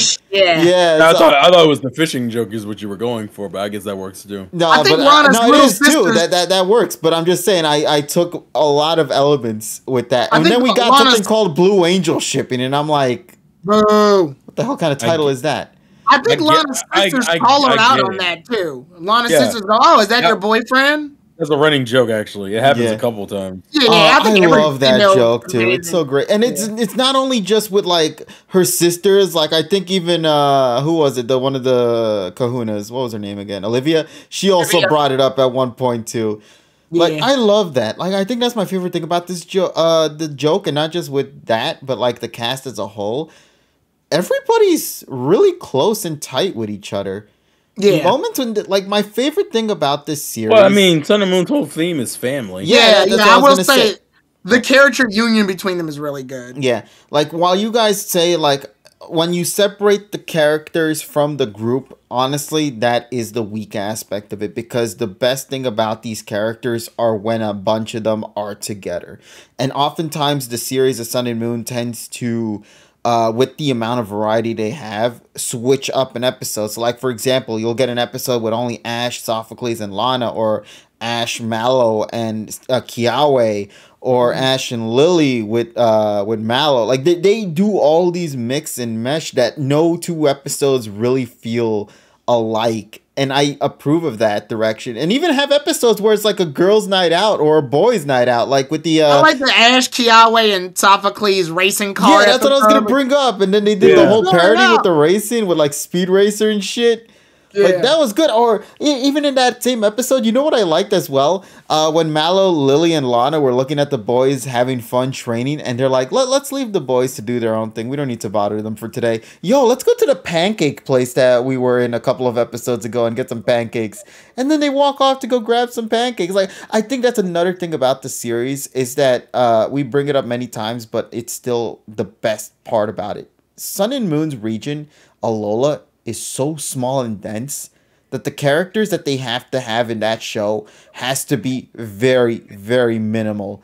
And because of that, you get to see a lot of references and characters that were introduced in early Sun and Moon be implemented throughout the story, and it doesn't feel forced. Most of the interactions are also genuine. Like the announcer chick, she shows up every now and then. The lady with the Alolan Raichu in the pancake shop. The woman who takes care of the fruit stand. Like, they have all these characters always around with interactions to Ash and the companions that just makes everything feel so interactive and alive and makes the world of Alola feel such a fun region to just see and watch unfold. The Dude Shirt Kid, yeah, the one that's voiced by who was his name again? Freaking Glalie Man from the Pokenchi show. But yeah, to get back to the characters at hand, I think my favorite thing about that cast is that they work together as a group. They have a lot of elements that you guys brought up that I think the group as a whole went together, mastered. Like, for example, like you guys mentioned about the bickering, they bicker at each other. They will never, like, up front, like, go, say, oh, I'm not going to say anything to you. No, they will. Like, Lana will say shit to Kiawe at some points, or Mallow will call someone's out. Like, they will do shit like that. And even the Pokemon, too, to some extent, can also have moments like that, too. Pokemon interactivity is also another great thing because they're in the Pokemon school. They actually keep the Pokemon outside of their Pokeball majority of the time. So in the background, while the plot's going on, you do get to see the interactions between the Pokemon just chilling around in the back. So that's another thing. But yeah, like for companions, I can't rank them separately because I feel like that is the weakest part of them of the cast. Is individually their stories are weak, but when you put them all together, it wonderfully creates this beautiful cast of characters that work with one another and not really have any sort of negative remorse from that. I will still say that I can review them separately. Like, Kiawe, to me, first of all, Kiawe gets some interesting episodes. Like, I think there's the one where he has to do the trial and earn the flying crystal. I was curious how they were going to handle all the Z crystals, because that's a lot. That's not like Ash's badges. Yeah. In the series, I thought we're going to handle them like badges, where Ash has to do little shit to get the crystals. But I see what they decided to do instead was actually a better alternative. They spread them out amongst the traveling companions. Yeah, everybody gets a Z crystal at the end. The Z rings feel very last minute. But I get for some of them, especially for Mallow as well, how she got hers was also very last minute. Lana's, I felt like it was a legitimate one. Everybody else, I'm like, okay, sure, get a Z ring, whatever. You get a Z ring. And you get a Z ring. Is it because that big Pokemon tournament that nobody prepared for is coming up? Yeah, pretty much. Yeah, ironically enough, the way I always view Sun and Moon is that Sun and Moon is very much, it's so family oriented that it's like, if you don't like, at least if you go into that main group of like Lana, Lily, Sophocles, Kiawe, and Ash, am I missing somebody? Lily? No, I said Lily. Okay. Lana, Lily, Sophocles, Ash, and maybe Kiawe. Mallow. If you don't like at least half of that group, it's hard to enjoy Sun and Moon. Yeah, you're gonna dislike half the episodes at that point. Which might be fucking TSS's problem. Actually, I don't even know if TSS liked the team. No, TSS hates the face of Ash and just like the but like does he even like the other characters when I'm asking? I never really hear him talk about them. No, he always criticizes the animation and the art direction. And the artwork, and then he wants to protect fucking Journeys with his goddamn life with that dog shit ass kid writing. Sorry, we got new writers. Orion Sword just mentioned it. He said Mallow didn't deserve a Z ring. during the time of Sun and Moon, when KG and TSS were reviewing each of the episodes, and I was still in the pod, just sort of like, listening to them, I was amazed by how many people got upset by like Mallow, and more specifically Mallow and Sophocles getting Z-Rings. Like, I was amazed how many people were either upset or confused. And I was thinking, why is that? And then I looked into it, and I'm like, oh, it's because they didn't do anything to warrant them. That is true. Yeah. It feels like a rant. It feels like oh, by the way. Every time I look back at Sun and Moon, whether people liked it or disliked it, these two always came up. Well, Sophocles is probably one of the least developed of the characters. Which is funny because he's also the one that gets the farthest in the story. Which is hilarious when it comes to that's true. You're right. I think it's just they don't handle it well. That's the issue. A lot. It's also, like we stated, that's not spaced out well. Yeah. Like, it's like you go like 50 episodes and be like, oh fuck, we got a character named Sophocles, don't we? Damn it. Funny? They all have great moments as a group. So majority of the episodes you tend to rate it as the group, but never as the individuals. Because the individuals don't really get developed well by themselves or at all, which is why most people put Lana or Kiawe at the very top of your list when it comes to that category. Yeah. I completely forgot Mallow got a shaman. I forgot. They brought it up in chat. I forgot. There was a reason behind that shaman, though, and she does lose it. I know. It's the Grace Adia flower whole mother thing. I just forgot because she didn't use it in battle for real, except for the league. Yeah, except for the league for one fight, and even then, that was it. And it wasn't even the important fight. It was the fucking battle royale shit. Which, concept-wise, was actually really nice. I just wanted more but execution left a lot. Yeah, and then she fully evolved her bounce suite into Sarina. I was like, oh yeah, she did do that. Oh, and don't forget, they had a Sailor Moon transformation for just that Pokemon. I remember that. Yeah, I remember that. They did. But it's funny considering her whole premise is a dominatrix, but that's a whole other issue. Which doesn't even mesh with Mallow, but I love it because of that, though. I wish she kind of grew into that personality, but she's 10 and we can't do that. It almost feels like Bounceley had more character development. Huh? Yeah, Lana does in a way. Yeah, Lana does do. It almost feels like Bounceley had more character development than Mallow did. Oh no, but like Serena, like when she evolved all the way, bro, I was in tears. Cause this bitch would do anything. I remember that episode when she just crushes Kiawe's face for no goddamn reason in one of the episodes.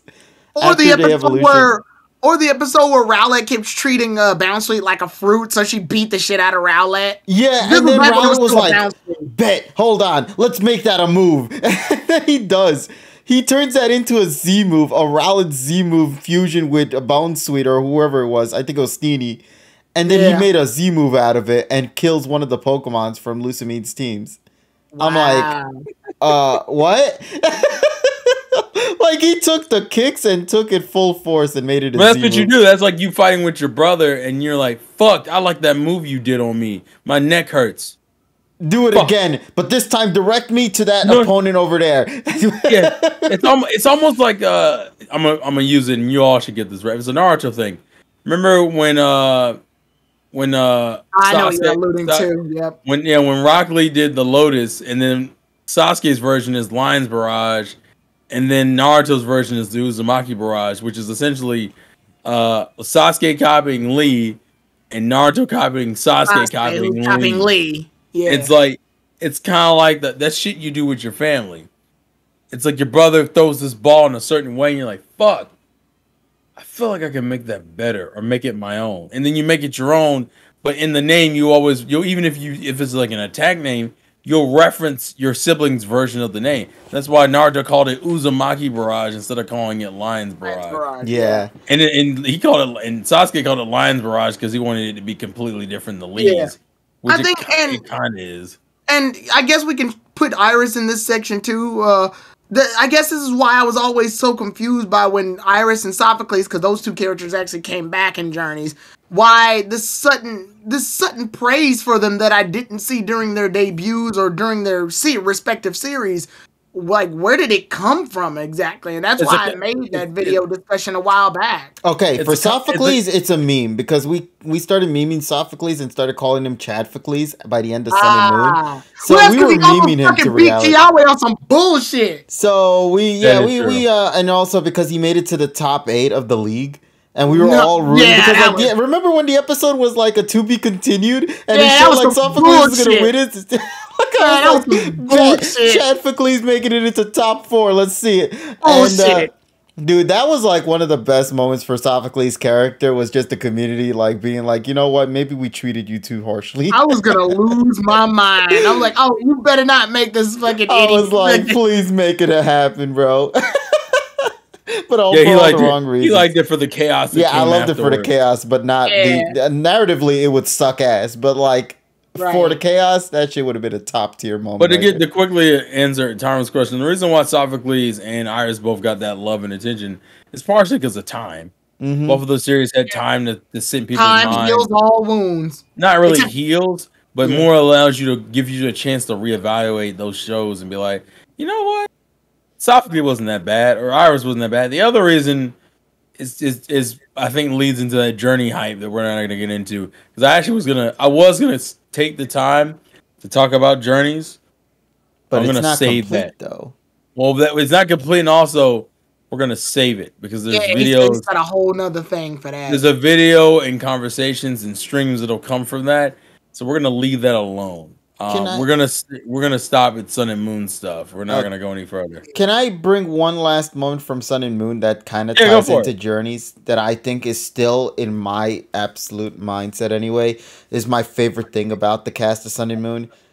I stated before, they're a bunch of goofballs. I love them. But they're not just only good friends. I genuinely think they all have a love for each other. Like, they all care for each other a lot.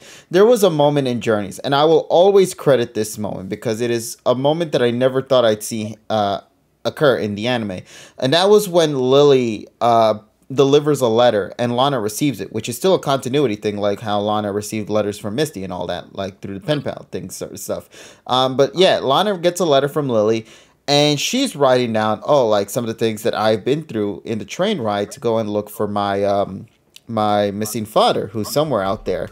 And also, we should have seen this coming, dude. She was in a train. That was the train to head to Galar and the Crown Tundra, bro. It's a spoiler. Yeah. Don't talk about it. Yeah, but the thing is, Lily writes a letter. And she starts talking about her adventures. And then she mentions at the very end of that sentence, where she's like, I cannot wait to see you guys again. To Kiawe, to Mallow, Lana, Sophocles. And then at the very end, even though she did not know Satoshi was there, she still wrote his name in that paper. And that caught Satoshi off guard. Like, if you take a look at that scene, he actually reacts to it because he wasn't expecting his name to actually appear in that sentence because they knew that he already had left the region by that point. Mm-hmm. But she still wrote his name anyway. That's my favorite thing about this cast. Like, they could be as far as they can with one another, but they still have such a huge admiration for each other that I think and this is just my opinion, no other series has managed to perfect when it comes to a full cast.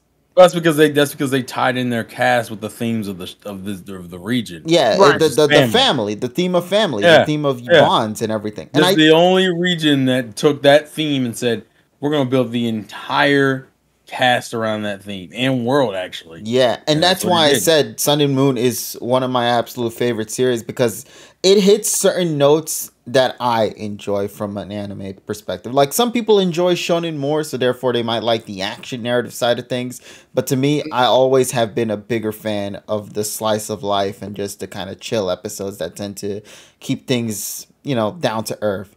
And that's why Sun and Moon was one of my personal favorites and why I love this cast. I will admit, and I've stated it earlier in this discussion, I know the flaws that these characters have individually. But when I put them together as a group, they are genuinely some of the best I've ever seen Pokemon had from this entire generations of series that we've been through already.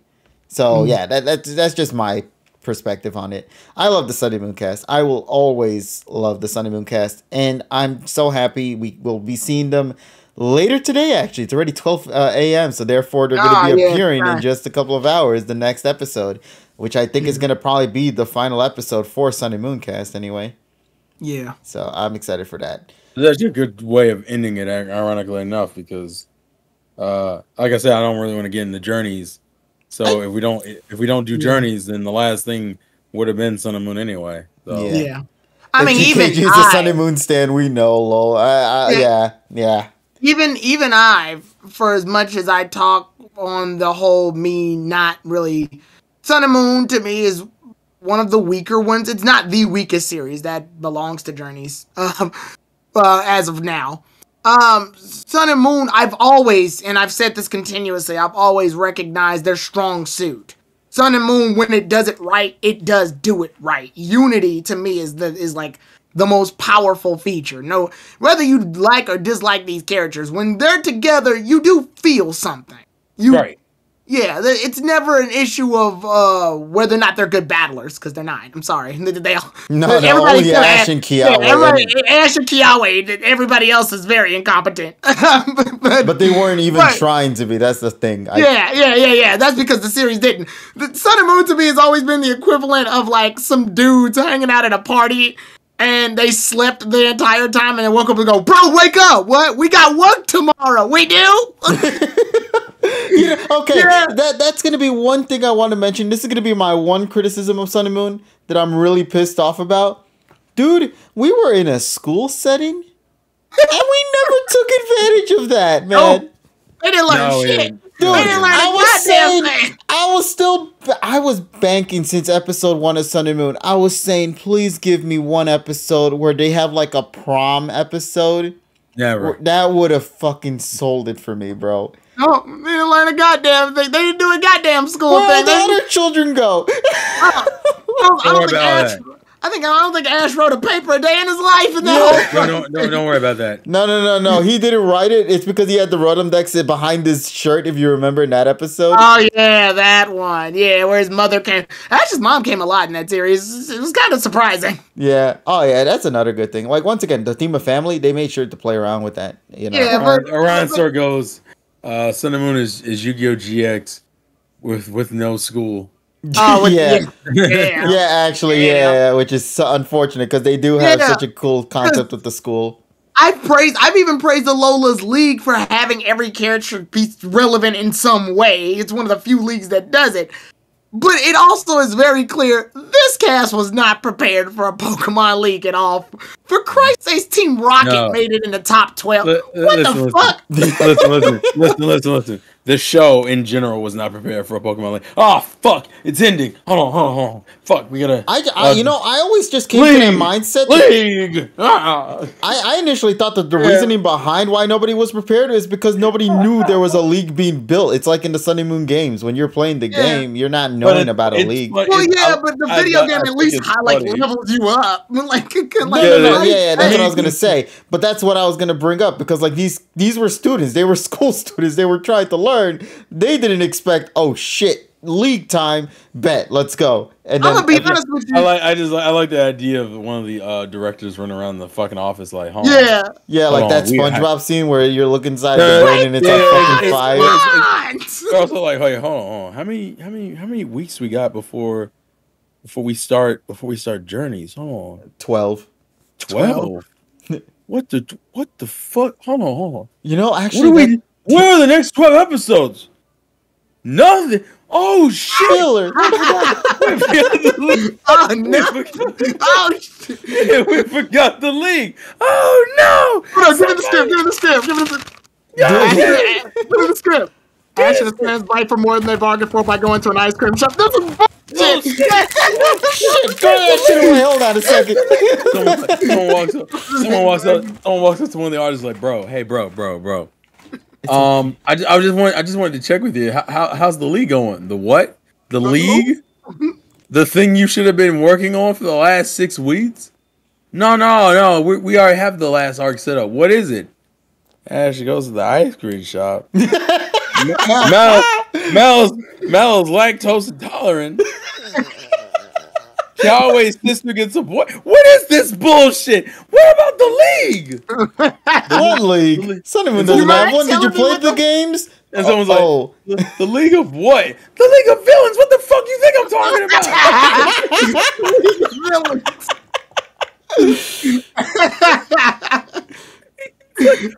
fuck is you this? Actually, Terrell, to follow up that statement before you say something, Terrell, the funny thing is that this whole shit about this league win and all that, or even the league at all, it also applied to the voice actors too, because Rika didn't even know that Ash was going to win the league until like the beginning of the league occurred. She didn't know how the story was going to go down, so she was shook by like, wait, I won? Yeah, it was like, hey, it's okay. Rika, hear your lines for the next couple episodes. Oh, sure, I'll look. What the? Why are these battle commands? Why am I winning? Wait a minute. I see at the end, I see explosions and there's a smoke clears and I see fucking Kukui's poking. What? He loses. Who wins then? Wins then? Me? Really? Wins then? What the fuck? For 20 years, I've been destined to lose. You mean I won? Yeah, it's like winning a scratch off that you didn't even buy. I'm sorry, KG. Even Ash wasn't prepared for that league. You want to know how? Fuck it. Okay, what's happening in the league? Rowlett needs to learn feather dance. When? Right now. During the league. Right the fuck now. He needs to learn it right before the decision-wise fight. When's the decision-wise fight? Same in episode. 10 minutes. 10 minutes from now. 10 minutes. It's 10 minutes. Feathers. And then Meltan just evolves for some reason. It just turns into Melmetal, because fuck it. All the Meltans decide to become one giant goop baby, and I'm like, what the fuck? And Poipo just comes back as a fully evolved Naginator. It's just back. I always thought the gag with the Melmetals is hilarious. It's like, bro, they just start clumping together, and someone in the back is like, bro, what? Are they having sex? Is that an orgy? I don't... Is it? Yeah. Dick?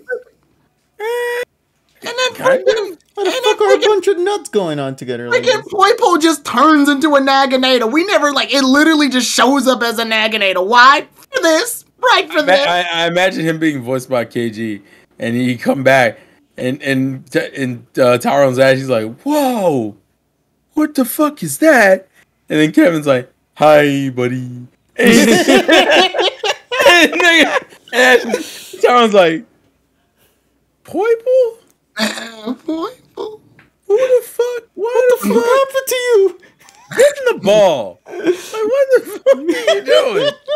It just happens. It all just happens. And they have to do this because no one's fucking prepared for this league. I think everyone's still scrambling the obvious. In the office, they're like, fuck, what about the teams? What teams? The Pokemon teams. Stop asking stupid ass questions. You thought I was talking about Team 4-Star? Get the fuck out of here. Where the hell's the teams? I mean, David, can you come in my office? So what's one of the competitors? Lily. What's her team? Who? What's her fucking team? You mean Lucamine? No, I mean Lily. No, I mean Lily. She's got a Volpe. Get the fuck out of my office. What the fuck is this? What do you mean? What do you mean Lana's a fucking Brion isn't evolved yet? Well, we can't have that. We can't have that yet. You want to know why it's funny you mentioned the Brion? Look at the gap between Poplio to Brion to fucking... It's the Grudra shit. It is the Grudra shit. Which, by the way, remember, kids, if you do the Google shit, that means you're doing bad writing 101. But that's a whole other issue. What's the gap, KG? I think it's Brion's a Brion. episode gap, I think it was. What the fuck? What the fuck? Let me go see this. Hold on. I gotta. You're sitting there flipping pages. Okay, episode 198, 199. Wait a minute, it evolved. Okay, so it's been 105 episodes as a Poplio and 14 as a Brion. What the fuck? What the fuck were they doing for 105 episodes? Yeah, he was just flipping pages. He had an Everstone. He was just stuck with it. Someone's in the back like, are we gonna let this evolve? Let what evolve? Poplio, what? Poplio, what? Are you not understanding me? Yeah, are you not understanding me? You don't know what that is. Both. The thing that she has. Oh, that fucking thing. I thought that was like a baby seal or some shit. No, it's a Pokemon. Since when? Since when? Let me pull out the fucking Dex. He pulls out the fucking Pokédex. That's a book for scholastic kids and shit. And he's like, a beginner's guide. It is a Pokemon. Oh shit, it has 2 forms. What the fuck? I guess we can evolve it. Apparently, it's a starter. Starting what? My car? No, no. Yeah, we gotta sell that. It's just very clear. Sun and Moon was not prepared for battles at all. They were thrown into the wind on that one. I think the only characters who had a full team was Ash, Kukui, and Lusamine. Yes. That was it. They were the only ones who had full teams, I think. And Lusamine's like, and we're like, so when I don't even think Ash had a full team. He had Pokemon that just showed up. Hey guys, what? Come to save the day. It literally, like Naganadel? What? Like Naganadel and fucking Solgaleo, I think, was there for a bit, and then what are you doing, dog? I'll come to help you out. What?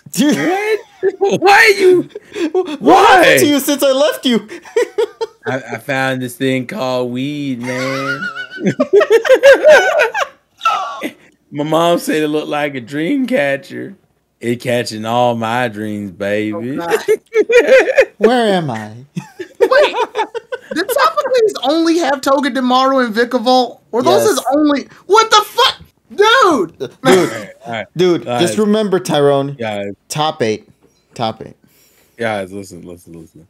We can't have this carry on. We've devolved into complaining about... My question is, what would have happened if they had made it further? What would have happened if Lily had made it past Glade? What did she do, exactly? She died? I mean, lost one. She has Magearna. Magear who? Magear you. Oh, let me check my book real quick. What the fuck is that? Is that a... it's a sex thing. I got it. How did you forget it? It was in the movies. The what? Oh shit! You never watched the movies. Oh, you mean move the boxes over there? Nah, they're fine. What do you mean movies? Oh my god! This is oh shit! There's movies. Tragedy. How many movies are there? Why haven't we made a movie for this series? Yeah, why haven't we made a movie for Pokemon yet? See, I am sad that they didn't get their own movie. I would have liked to see them in a movie. I'm telling you, man. The final movie for Sun and Moon should have totally been Lily's story. Like with Moon. Yeah, that actually would have been good. The funniest joke to me would be like, how many fucking Pokemon movies are there? Well, let's see.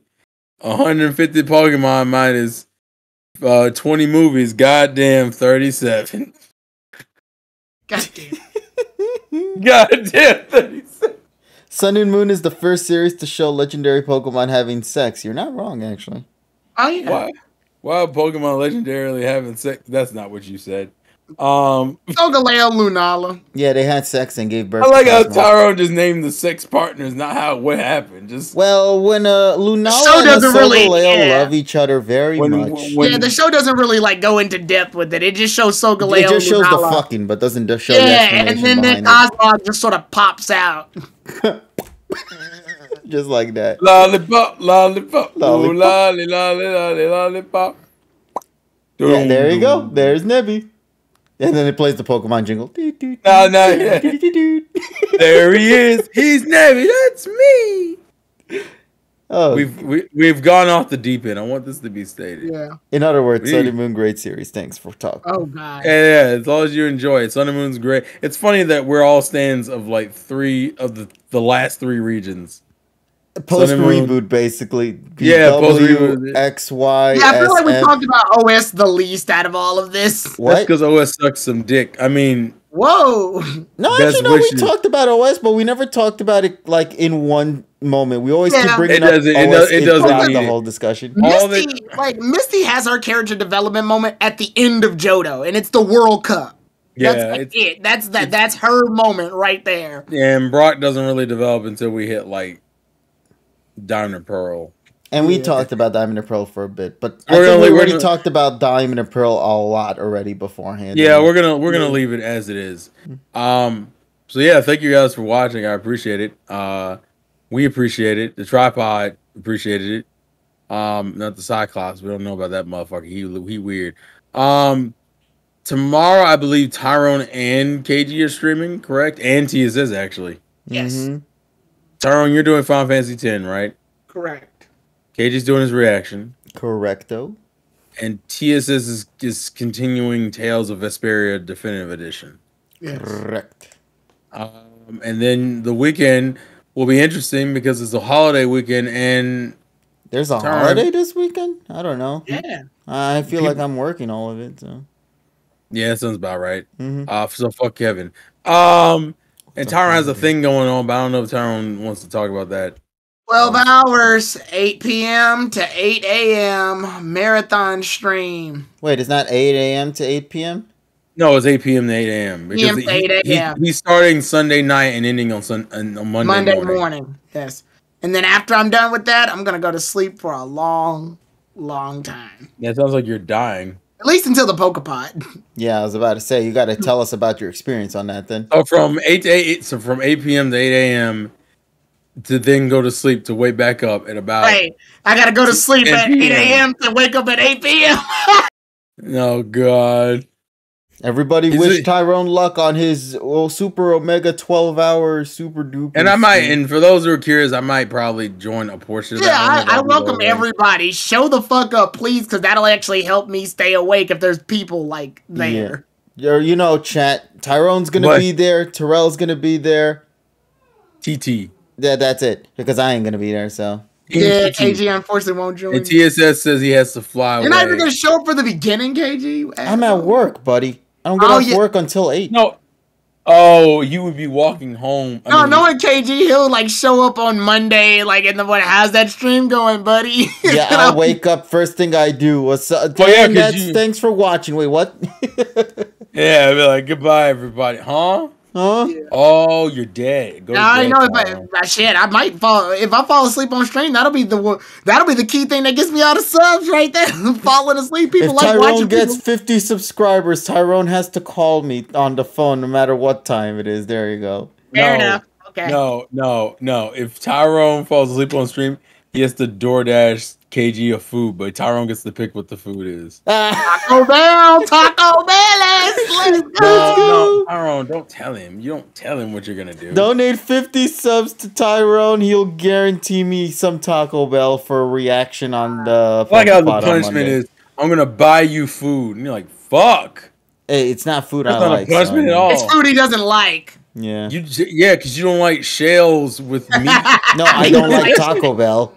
He doesn't like Taco Bell. That's because of some heritage bullshit that I don't give. He's racist against his own race. I hate the fact that I was trying to avoid the joke and he just said, I'm going to make it anyway. I'm a racist son of a bitch against Mexicans. He's the Uncle Ruckus of Mexicans. Let's go. Let's go, good night, everybody. All right, listen, we're getting out of here. Also, is anyone to raid? I mean, look, real quick. Is anyone I can raid?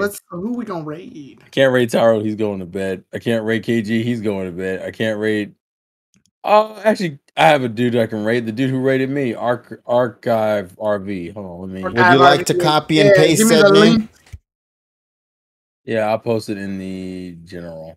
All right, right under Ash. But until then, everybody, thank you all so much for tuning in tonight. We hope you guys enjoyed our respective streams of the Tripod. If you guys have any suggestions for what you would like to see us do for future Tripod sessions that you think would be a lot of fun on its own, do let us know through social medias like Twitter or even on the Discord server through the Champions World. We thank every single one of you guys for being there tonight, for chatting in the chat with us here, and I hope you guys have had a wonderful time. Why does it say Archive is doing NA?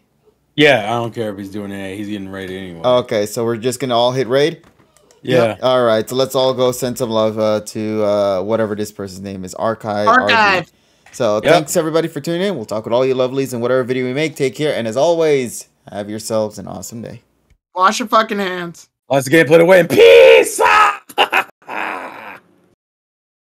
Hey, dog. Neat. I had this queef.